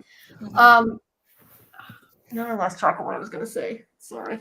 I'll get back to it. But anyway, just me said, what could it mean that Tabitha going to the real world was originally slated for the end of the series? Perhaps the real world isn't so important for and from. That's a good point. I don't know. I mean, I think it just, like, as a storytelling thing, it just turned out different than they expected. But yeah, maybe, I mean, if it is about where they're from and stuff and not where they're going or where they, maybe it isn't important other than the fact that she came back. I mean, maybe the whole point was that she came back. Yeah, I had heard that they planned on doing it later, but they moved it up. I didn't hear that they had planned on doing it for the end. Maybe that's in an interview that I didn't see. But I know they moved it up. When I heard that, I thought, well, maybe they originally were thinking they would do more seasons than 5, and so like they're moving up the timetable. I don't know. I think it's important. I think it's important in that it gave her insight into her origin so that she could start to remember on her own. Like it was laying the groundwork for her to have these memory flashes. And they should have shown us that earlier in the season. It would have made more sense if she started having these flashes while she was in Camden. But they just, they brought us to that later in the season. Yeah. Wait, the flashes, you mean like she had while she was in the town, or you mean what she saw in the real world? When she got back, like the episode where she had the flashback to Miranda getting killed by Smiley, she started having these weird like moments where okay. she would like freeze and the music got whimsy. weird. Yeah. Yeah, it would have made more sense if they put some of that in earlier. Yeah, there was a certain music swell and everything, and I'm like, I haven't seen this before. This should have happened before. Well, I mean, some of it may just be that they came up with new things as they went too. But I have to think that the reincarnation story was part of it all along, though. I mean, that's kind of a big important. Mm-hmm. Oh yeah. thing. Maybe they just weren't sure how they were going to do it. I don't know. Or maybe they just knew like it wasn't going to come in until this point in the story, so they didn't worry about it until then. I don't know. But I was just saying though about the ARG. I remember now what I was going to say. The thing is it's probably like the publicity department that does that. I doubt that unless they're writing a script for it, like the writers and everything probably have nothing to do with that. So whether they finish it or whatever, it would depend. Yeah, I know. Just me. Yeah, David, you have to dumb down a lot of this for a lot of us. Because I know I never get a lot of it. He says, Tibetan Buddhism has many connections to Lost and From. There is also, I don't know what Bardo of Dhamata is, unless that has to do with Dharma. That kind of looks like Dharma. I don't know. But the point is the webisodes and the game, it gave us something to do in between, whether it was official or unofficial. I think the unofficial thing, I think he just probably wanted something fun for us to do and he was good at it. So, but yeah, I mean, we used to go on the posting boards and talk. And it's kind of like, we need new material to talk about. Let's be like, I wish things felt like I want to get I was thinking about it, like how I was comparing the scripts, and now I'm like, I wish I could go buy the other scripts too. Like I want to buy all the scripts and compare them. That'd be cool. That'd be cool to do. It'd be cool if you can get them, and if they aren't, it would cost a lot of money, but I don't even know if they're all available. Mm-hmm. Some shows and stuff are. It kind of depends, but I had only ever seen the pilot. Mm-hmm. And I just happened to see it. I don't even remember how I seen it. I think somebody in Julie's Discord said something about it at one point. Mm-hmm. Yeah. I'm just like, I want that. So I finally got that. Yeah. Cool. Yeah, I'm thinking about getting one myself. I want to read it. Yeah. Well, I do need to. I want to see how much. I don't know. The thing is, any more mailing is so much money. Because I do want to copy it and like do a giveaway on the show, but I'm like thinking I got to figure out how much it's going to cost to ship it and how much it's going to cost to copy it and everything else. before I do that. But we shall try to do that.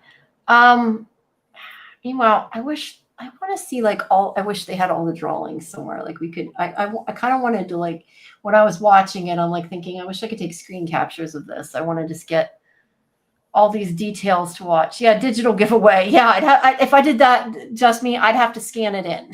That would take just as long. That would take longer. Also, then everybody would share it with everybody is the other thing. If I do a giveaway, I don't want to give it to the whole world. I want it to mean something. If I do it digital, it will be everywhere. Yeah, I don't know. We're like slowing down. I'm like, we still got 45 minutes. We're gonna talk, people. Is there anything else? Or are we out of things? I mean, we don't have to stay till 2, but usually, people are like, usually we're way behind on the chat, but people aren't as chatty. I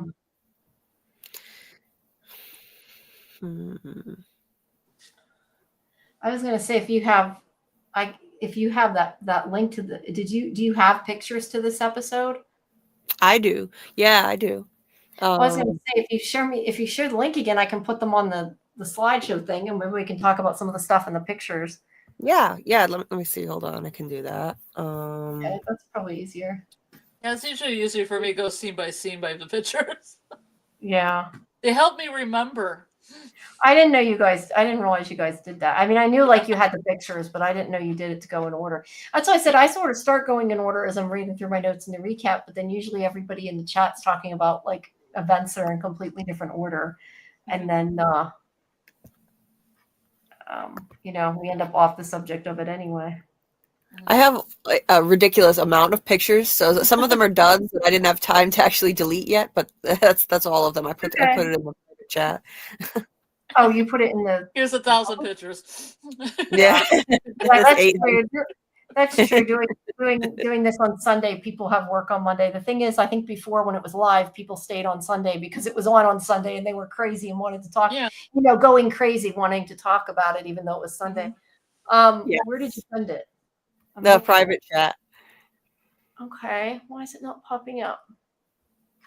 That's where I'm at. It must just not. In the private chat here. I was looking on Discord. Never mind. Alrighty. Never mind. Wait, where'd it go? Can I open it as a separate window? I need to open a separate window. There we go.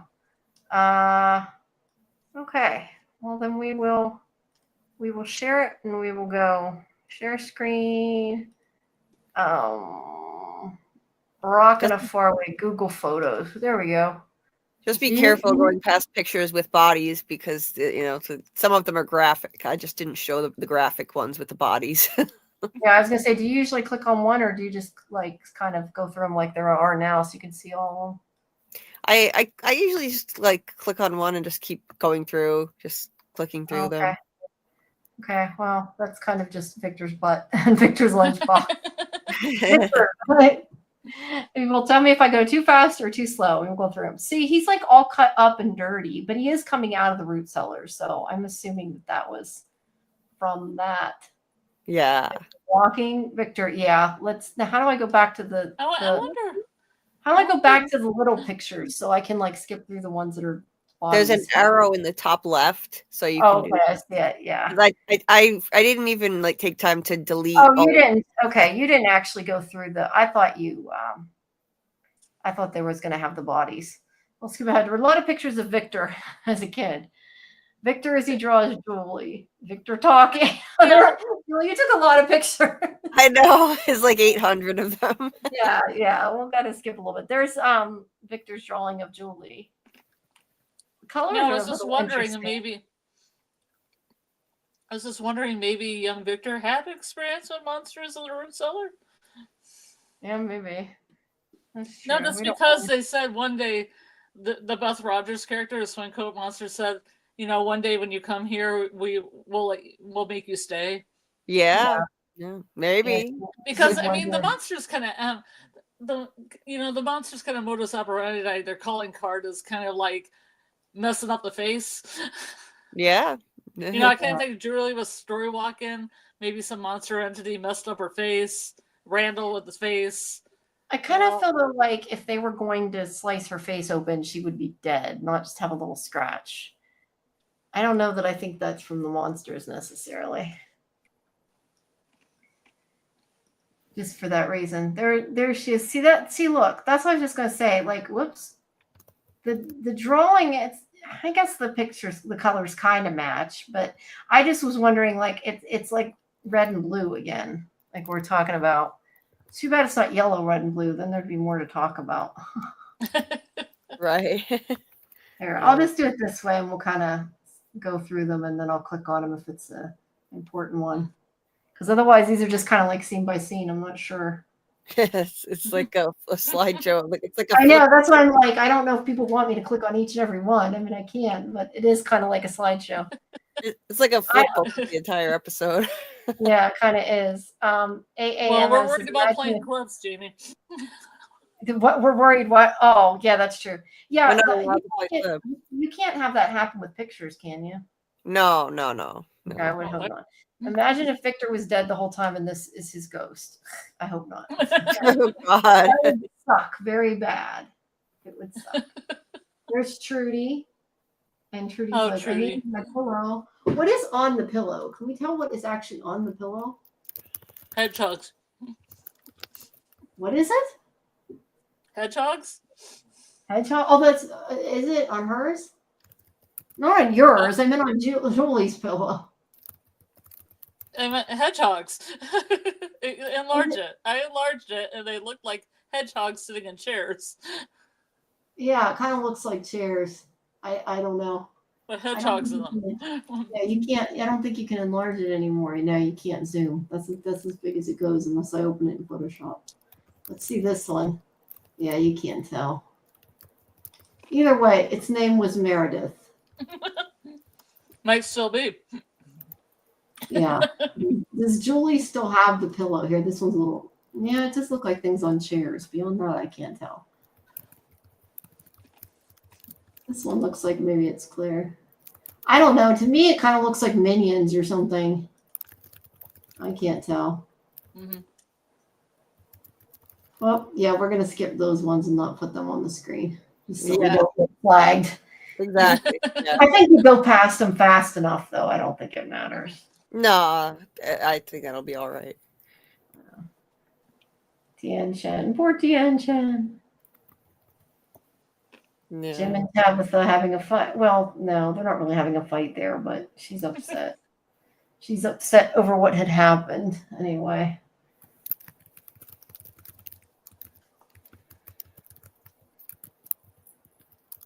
You guys, remember, if I'm going too slow, too fast, let me know. I'm just kind of sliding through it like a slideshow. See if we come up with anything important. There's Ethan in his yellow jacket and his what do you call it? Crutch. Yeah, it's very yellow jacket. Yes. I was looking at the wallpaper. These houses are decorated like they're, I don't know, decorated bad. Their wallpaper and stuff is so weird. It's clashing with something else.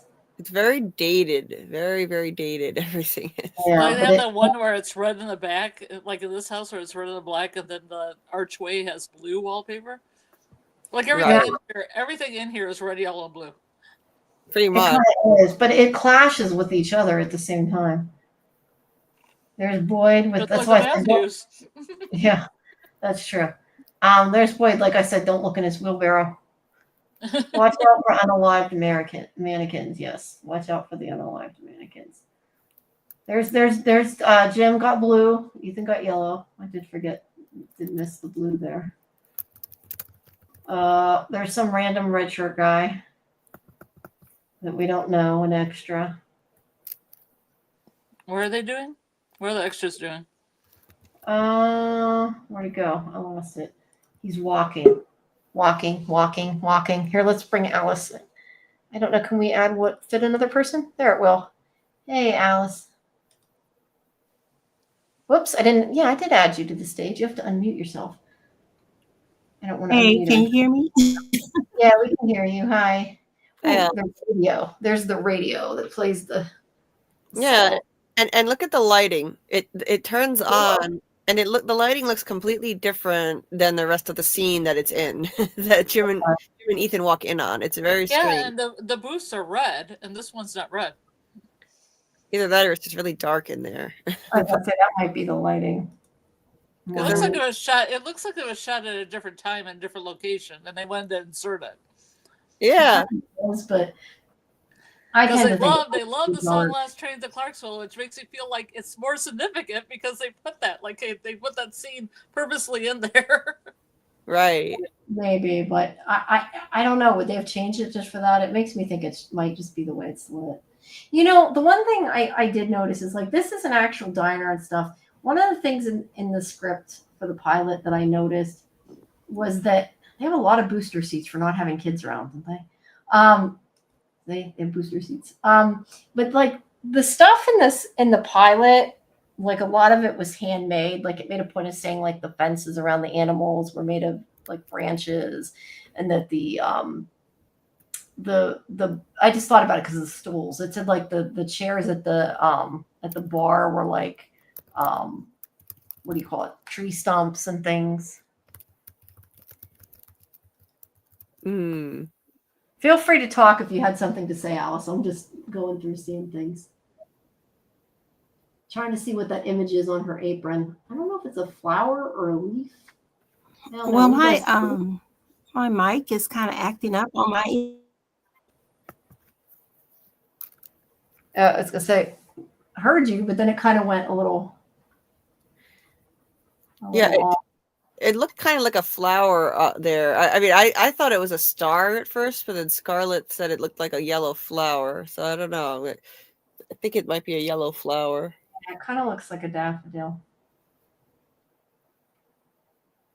You know, if they watch our stream, they're probably like, "Why are they staring at her apron?" These are things that the costume department chooses that they have nothing to do with.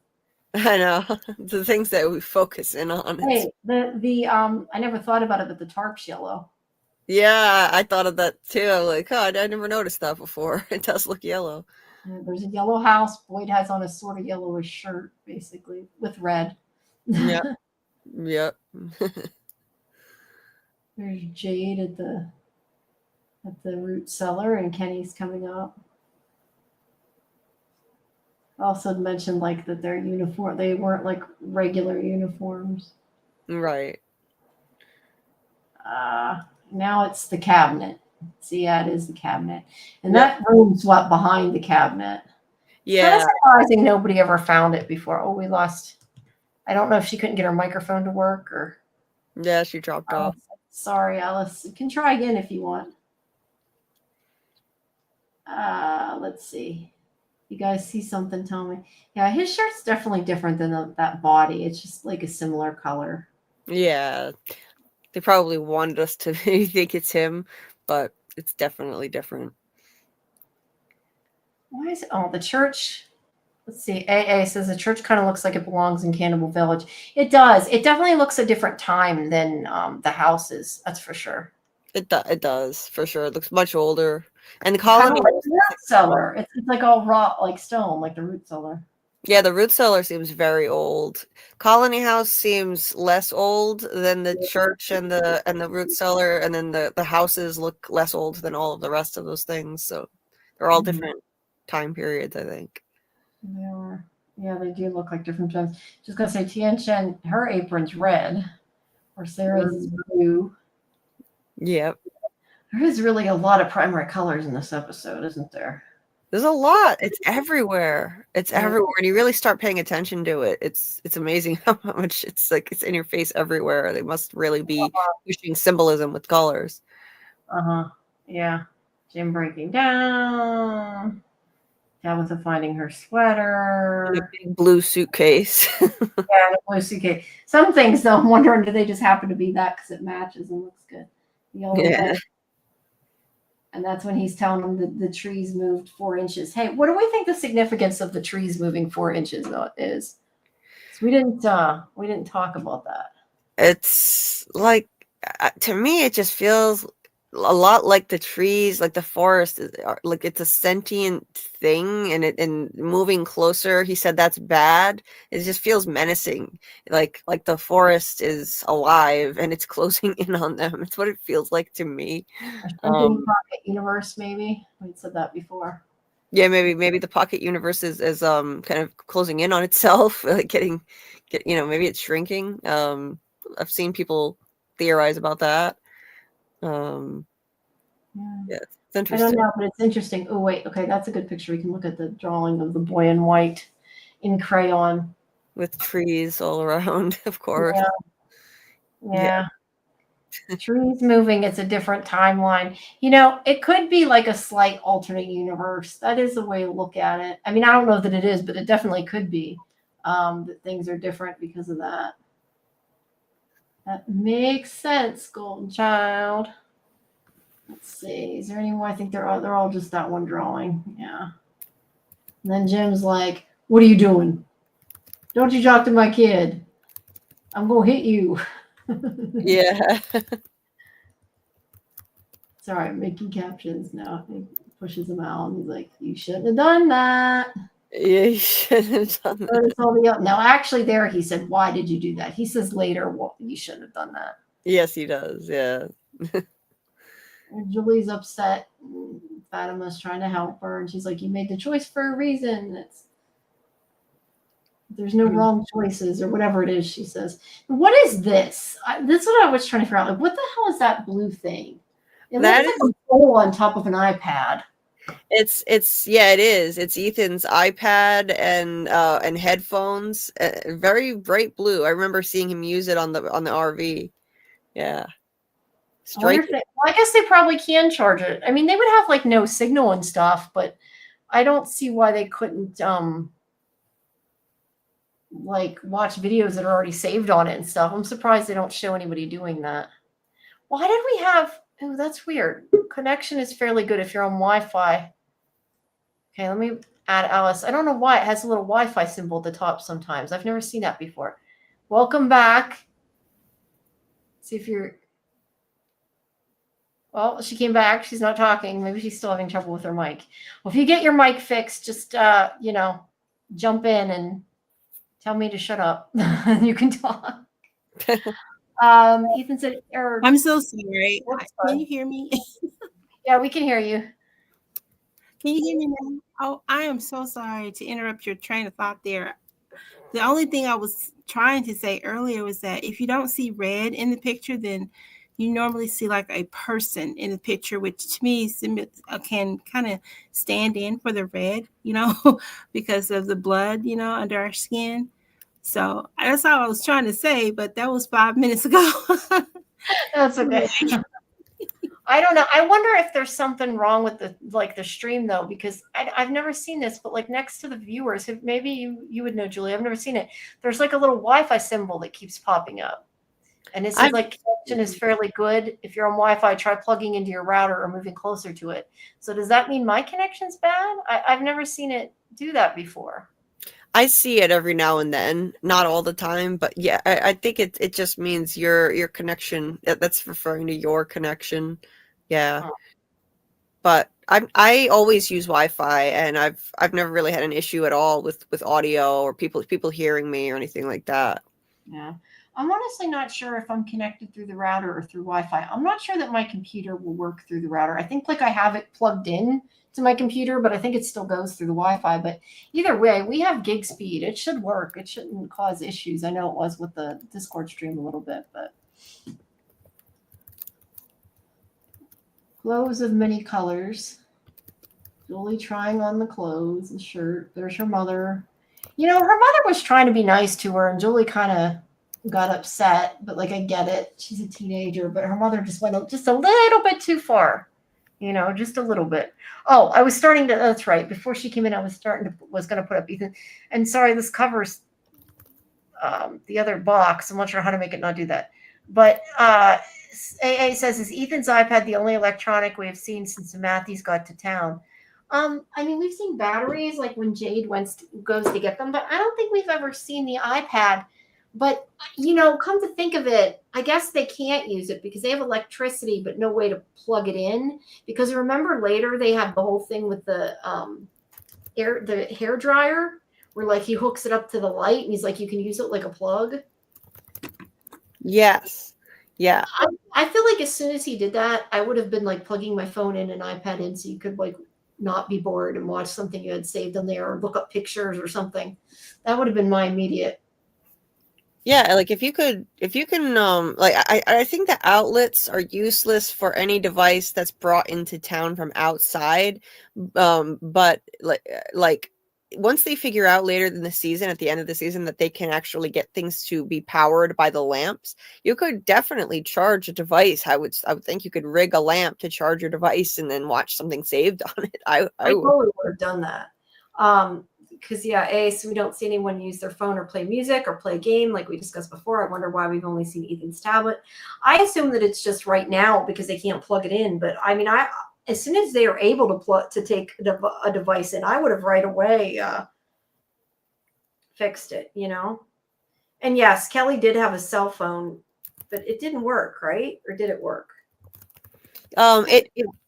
They rigged it. The monsters rigged it to play "Wake Up Little Susie" right as on a timer, right as they were going to find Kelly tethered to the tree with the spike. But I think it only worked because it hadn't lost its charge yet, and probably had that song saved on it or something like that. There's no way that phone would have still had reception because Julie's phone lost. But they also made it happen. I mean, it's the same thing as the phones ringing in the house, But yeah, I definitely would have been playing saved video or saved music. Okay. Oh, that was you that said that. Sorry. Let's see. Speaking of Kelly, I believe Sarah was responsible. The whole thing is Sarah coded. I know that Kelly said the monster did it, but the whole sides always point to Sarah, especially after Elgin. Yeah, maybe. I mean, it's kind of like just like a little bit like what she did to Toby too, but in a different part of her head, Right. So yeah, I don't know. We are past hour 3. It's been going a while. If you're still listening, thank you for sticking with us. Please make sure that you take a minute to like and subscribe to the channel. You can check out the playlist that's on there that has all our From content. Make sure you check out Julie's channel, and remember that next week we will be here streaming on Sunday at 11 p.m. rather than 10:30 p.m. So make sure you check us out then, and make sure that you join the Discord as well. I'm going to post it again. I had it posted at the beginning, and it's in the description. But if you haven't, make sure you join the Discord so you can join in our From watch parties that are on Saturday. Let's see. Anything else? Sorry, I'm just kind of scanning through these fast because I'm going to be here a while otherwise. It's a Julie's lot. like really mad. She's like, I'm just sitting there, just like hitting the screenshot button over and over again for the whole episode. No, I get it. It's not giving me anything interesting to say. That's why I'm just kind of scanning through. Okay. Good night, Karen. Thanks for coming. I think we'll probably be here a little bit longer, but not too much. There's there's the map. That's an important picture. So those are all the places that people came from. Whether that's important or not, I don't know. Why is there? They must have ran out of thumbtacks. I never noticed that crayon. Orange again, but he said, yeah, there's like a golf tee. There's a couple golf tees, and there's a crayon. I never. Yeah. And there's nobody in Alaska or Hawaii. There's a travel brochure for San Francisco, it looks like. Adventures for every state. We can't really read the rest, but it'd be interesting to read the rest. Let's see. North Carolina is the crayon. I don't know if any of that's relevant. Now, what's all the stuff that's written along the left here? It looks like there's stuff written in pen, actually everywhere. Probably the people's names. Yeah. Jim. Yeah, because I think this is Jim. It looks like maybe. I don't know. It's hard to read. It's tiny. It's hard to read. It's not an HD image, but I've seen HD images of the map. I couldn't read it. I know they wrote stuff down, like they wrote people's coordinates. Like there's some coordinates written on the map. That's interesting. Whoops, sorry. I'm yawning. 4:00. I don't know if that's relevant, but I noticed that he's picking up the globe that will be used later by Kenny. It will show up, and then of course. So do you think there is a person named Norman and he's on the map and it's pointing at his location? Maybe, or Norman represents somebody. I mean, I think that it's very possible. I don't know, like I thought maybe we've said maybe Norman's gym or something, but I don't know that makes sense if Harold is Boyd. Like that whole thing doesn't make tons of sense. So I don't know. I'd like to be able to read his badge. Like, does it say deputy? What does it say? State trooper, trooper states. It's a state trooper badge. Yeah. So they definitely have stuff that isn't what it really should be, but that's what they're using. It's where you kind of got to wonder where all this stuff came from, you know? Like if it was just randomly in the town or if it came from people that showed up in the town or something.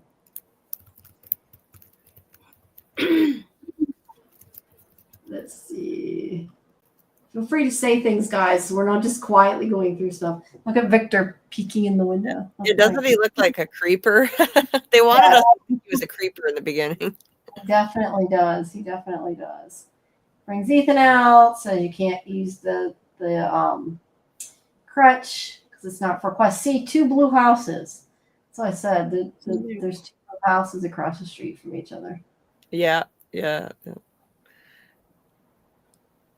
I didn't see any red, blue, and yellow with Tabitha a little bit ago when she was speaking with Julie. I wonder, does that mean anything?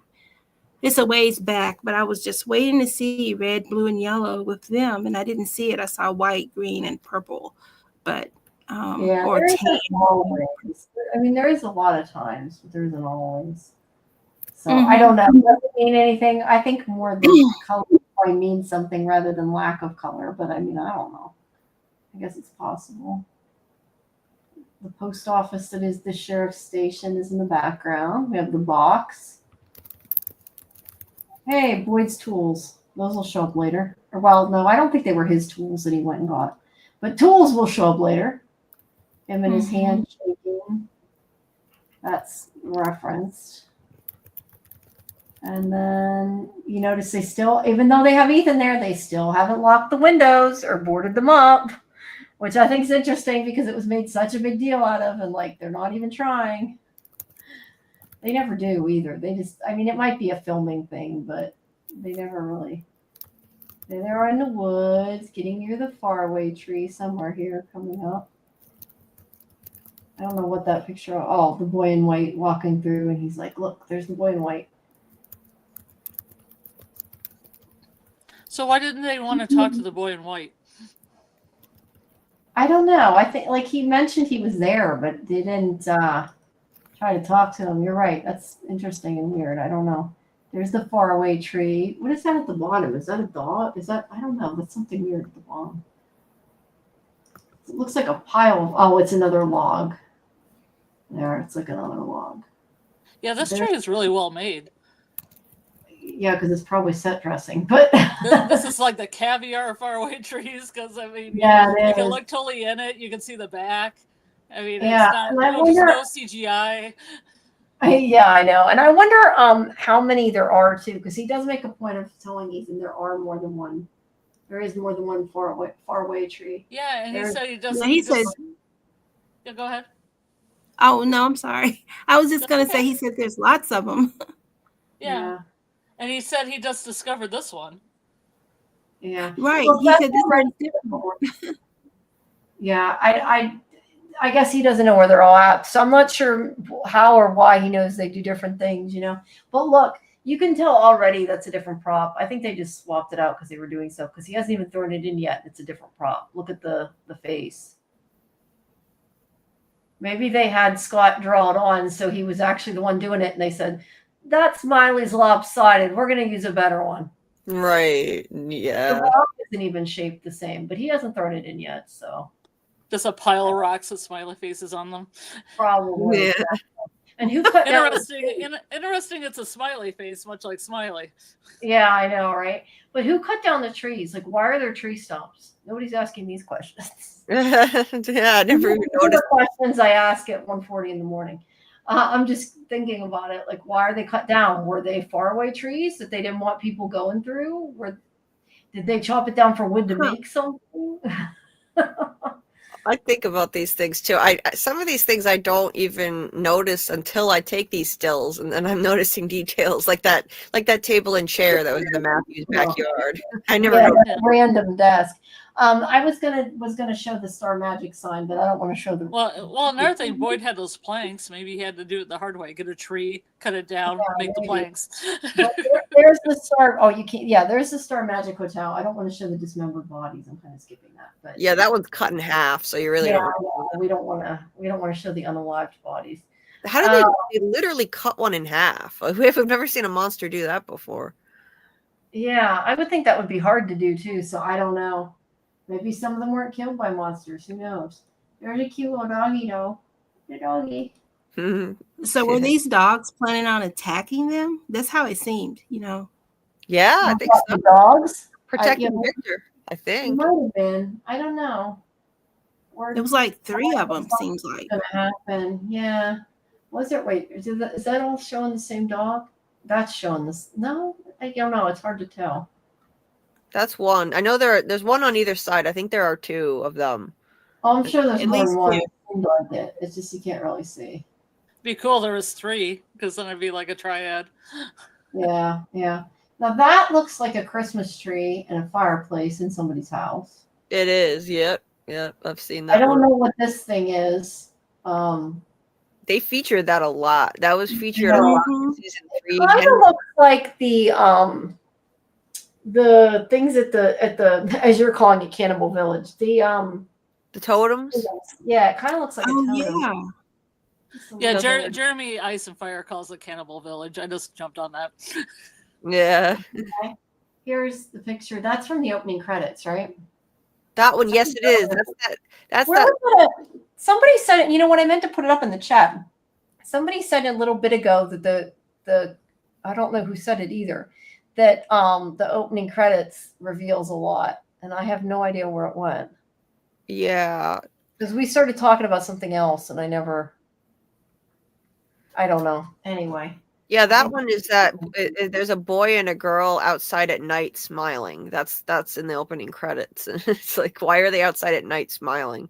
Is that the picture with the dog? I believe I never thought about that though, but how do we know that like those people smiling are people? Maybe they're the monsters and that's why he drew them smiling. It might be. Yeah. It's a monster rock. Yeah, there's the fire. There's the doggy. The doggy kind of looks like he scratched its eyes out like it was a dead doggy, doesn't it? Kind of. I think it's just, I'm hoping just the way he drew it. I think it looks like Good Boy. Good Boy with tongue out. He doesn't look threatening. Yeah. It's a good boy. I must admit, what does the fire mean again? I'm sorry. We don't know. We don't know. Yeah, it's a huge fire too. I don't know if there's a fire there at one point or Victor. Yeah, I don't know. The house burning? Could that taken out a motel? Yeah, maybe so. maybe the hotel was taken out. That's that graveyard with that weird monster thing that is in the opening credits. Some of that though could also just be like from a kid's point of view. You know what I mean? Right. And the way he saw it. What looks like a school bus. That's a bright yellow. Yep, that's a bright yellow one. Bright blue house rather than the pale blue. Yeah, I thought that looked like a school bus too. Imagine if there was a school bus that came there. Yeah, that would be sad. What's this little? There's like a little. That might be his army men. I don't know. A bunch of people that look kind of like a family. I don't know. Let's see. Maybe this is a better one of them. Yeah, you can't tell. It's hard to get. Green mailbox, maybe. Yeah, this is where we really need. See, I think the press site only has this season, or I'd go back and see if they're in the press photos because I know the photo dump had a lot from Miranda's pictures, but not There's somewhere that I've seen really clear images of all the pictures in Victor's room, and I don't know where they got them from. I think I heard like Vimeo has, like, their art department has pictures they put on Vimeo. I need to find them. Yeah, I don't know. I'll have to look at, hopefully they were put there and they were supposed Is he to be. cleaner now? Is that He his looks face? cleaner than he was when he came out of the root cellar. No, he's still got dirt and stuff on his Okay, face. they must you just be know. real small then. Yeah, well, it might be. I'm just trying not to focus in on the ones that to the body so we don't get flagged. Yeah, but what David was saying about this merry-go-round would make sense with all the different colors. He's like, that's his, like, I feel like that's his traveling device. Because he's like Yeah. swinging around in it and then he just disappears and it's got all the colors, like, of the rainbow pretty much. Oh, It's it's like like green, but I mean, it's becomes white. representative. Yeah. Black and white. Yeah, maybe. And he That's the wants magic. Victor to come with him. He's beckoning him to come Yeah, through the portal with him. He should have. No, I didn't even really think about the fact he disappeared. You're right. But why is he? Oh, he's over there. Okay. There he's in the other part of the frame. Victor. Star magic behind. That kind of looks like a white school bus, like a really old rundown school bus, doesn't it? Maybe It that does. was a school bus. It looks like it's been discolored from the weather or whatever. Maybe it was there 40 years ago or whatever. Yeah. Foggy, boy in white, faraway tree. So you guys already talked about the order of the pictures and how he thinks that something bad is going to happen now. Right. Mhm. Yeah. So there's all They got those- the blue house right there too. The blue house. Yeah, blue and yellow house. But you notice too, like I see like it's got this tongue sticking out. That's why I said that's kind of what the dog looks like. I hope it wasn't supposed to be. Let's see. Jim shows him the picture, fails to mention the gun until the very end of the conversation, which I thought was funny. Yeah. She's like, "Hey, we got you a bed with curtains and a creepy picture." Yeah. And she's thrilled with it. Yeah, I know, creepy. Well, I mean, if I was like living out and laying on the couch where all those people were around, I'd be thrilled with it too. Is it actually a bed though? It kind of looks like they made the bed, like that. Like a little futon or something. Yeah, I don't know. It's hard to tell. It looks like a twin. It just looks like a small bed with a table in front of it or a trunk. Yeah, it might be. But was it there before and they just weren't using it, or was that what Ellis was on? Ellis laid down on the bed, didn't he? That one day in the pilot, or not the pilot, the second episode. I think that was his bed that he laid on. Maybe? Yeah, I don't remember. I think he was on the bigger one because he was definitely with all his pictures on the other side. Mm-hmm. Because I kind of mirrored it because he was like, when he came into bed and didn't know that Julie was there, all the Yeah. pictures are behind him, and then they have the shot of Julie with all the painting behind her. Right. Okay, so he was, yeah. So that's both their bedrooms then. So they don't need the second bed now anyway. So they can give it to Julie. 1, 2, 3, 4. Yeah, it's got 5 fingers. I was counting. And then that's when Boyd screams at himself in the mirror, which is funny, I think. Yeah. Ah! And then he goes and he sits down and has a meal. Well, yeah, somebody made a joke that's how people prepare to have dinner with the Matthews family. Yeah. They're a lot. They're a lot to They handle. are a lot. Let's see. Can we read any of that? Turns something pity. It looks like I can't read it. Yeah. I can read the Seaberg something omatic. That's about all I can read. I don't know. Somebody got the whole song list. There's somehow. a Tom Petty song in there. I just saw at the top. You can. How the hell can you read? Oh, that does say Tom Petty. You're right. Yeah. Okay. Well, I couldn't read it, but I did after you said Yeah, that. I think Academy has a list. If you go on one of his videos, he has a list of the songs that are in the jukeboxes. Yeah. How do you're capturing these from MGM, right? Like the MGM Right. app. So I don't know how somebody could even have like 4K videos if you're getting them from the app. What's it say? Peaches in the Soul. What? You see that? It says something that Peaches in the Soul. That's what it looks like it says, doesn't it? I don't know if you can see it from there. Oh, The Peaches wait. in the Soul. What is it? It says it's something. It looks like that. Peaches in the soul. It's purchase in the soul. Hope is a thing with feathers that perches in the soul. That it's a Oh, well, poem. it looks like an A. Purchase. Okay, I like peaches better. It's Emily Dickinson poem. I see. And there's a close I up. like Peaches in the Soul. I know. Purchase in the Soul. Yeah, I don't know. There it says kill the boy.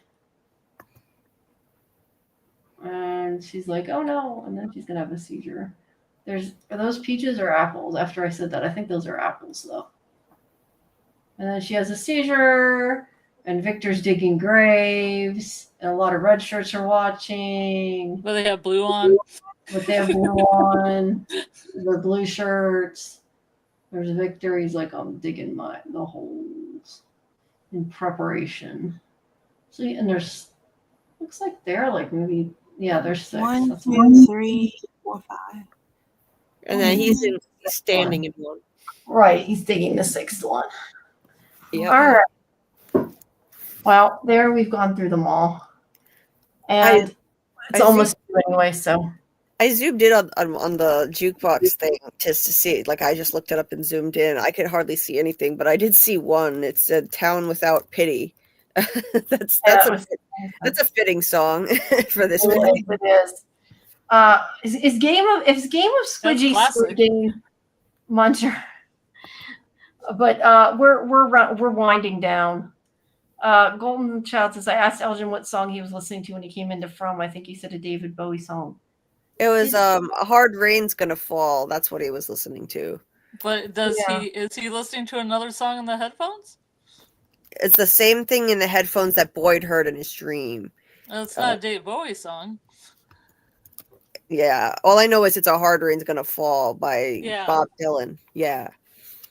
Maybe there's 2 different songs. Did you guys see that on the screen? My email was stuck up on the screen for some reason, but it might have been on my end. I don't see anything. It was just me then. I see all your X and IG and Venmo and stuff, but I don't see. Yeah, I have that going above. No, it was. I don't know. It was like I think it was from the login of her pictures. It was like pop. It was stuck. Can I ask Golden Child what David Bowie song it was exactly? Because I don't know. I haven't seen that interview, but I'm intrigued. I'd have to go back and listen to it. I don't even know if he knew the name. I think he just said he remembered it was a David Bowie song. Maybe he's remembering wrong. I don't know. Yeah, it was on our.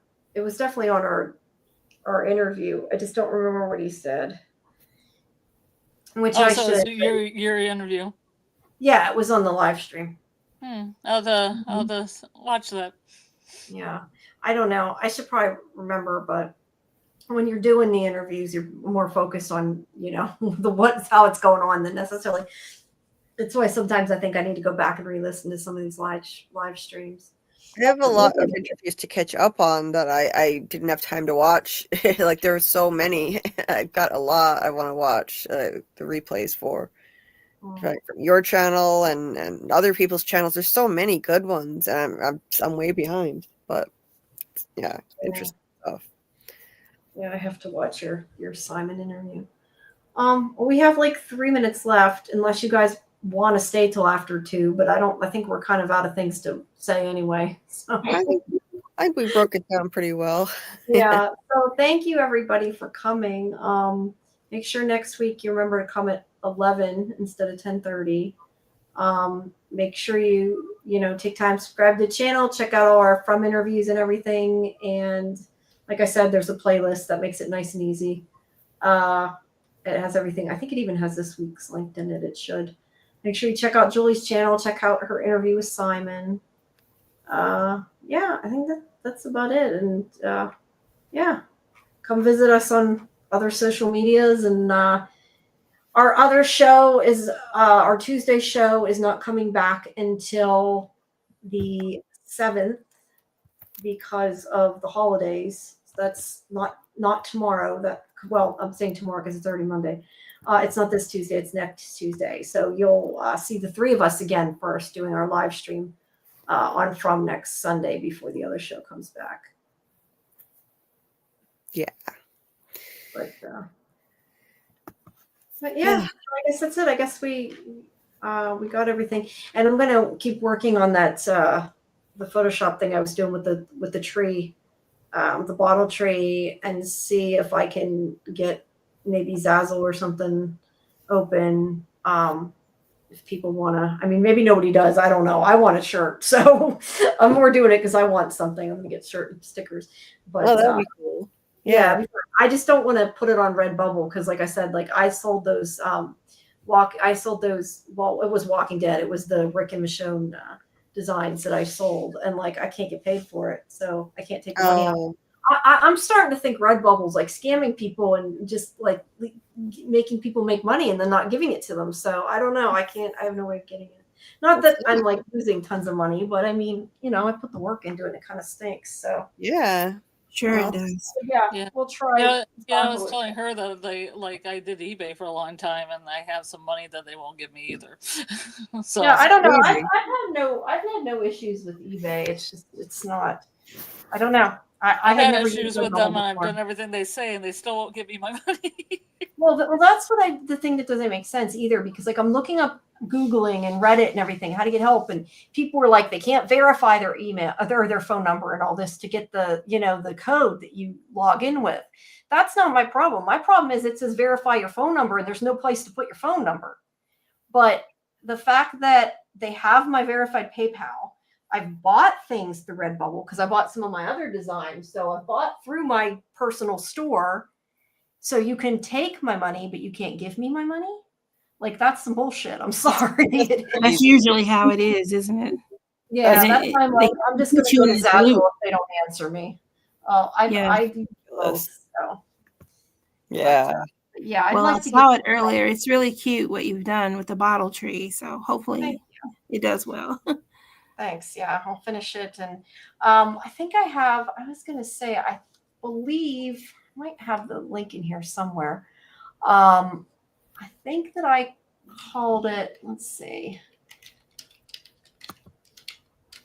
The store is actually the one that's Redbubble is at store.fandomvision.com because I made a subdomain on my domain to put it. But that's the Redbubble. But once I get whatever one I used fixed, I'll link it to that same place, and then people can go to it that way. But yeah. Yep. But hopefully it'll do well. I hope people like it. I like it. I was pretty happy with it. Yeah. It was coming out good. I might put a goat. I was thinking of putting a goat in the bottom left. Oh, nice. I made it all Yeah, I would too. I drew something similar with animal. I think I showed you Julie with the different animals. Yeah. Yep. Yeah. Nice. Or my singing Farway tree. That's merchandise. Yeah. That's merchandise gold. Definitely. Definitely. Yeah, they're cool. Well, I'm going to say goodnight, ladies. Thanks for having me. And could you repeat when you're going to be live again, everybody? And yeah, that's it. Thank you so much. Sure. Yeah, we will be live again next Sunday at 11 p.m. Eastern. And we have of course, the watch party on Saturday nights. I'll put the Discord in again. So if you haven't joined the Discord, please make sure you do.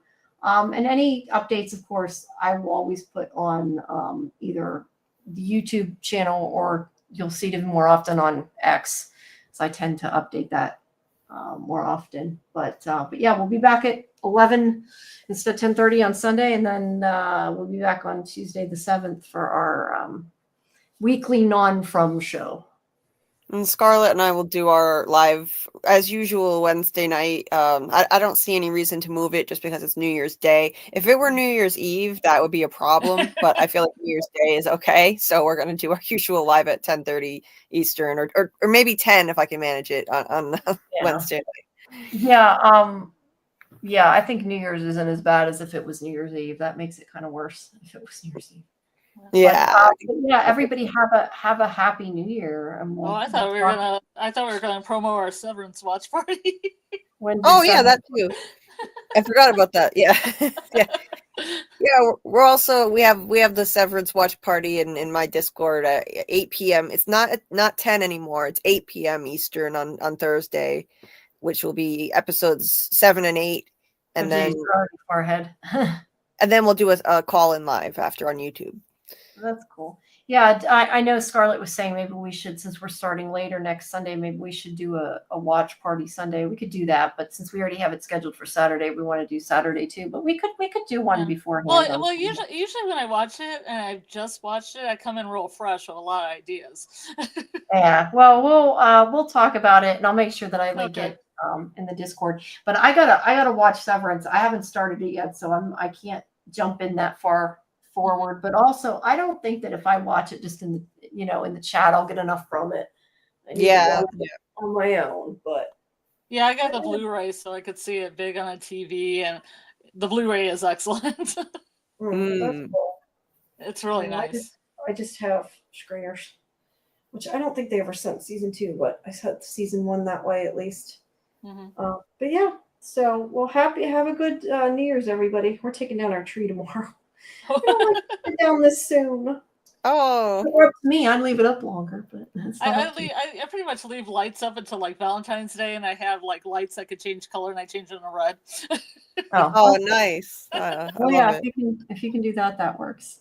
Yeah. All righty, guys. See you. I'm sure we'll see people in the Discords too.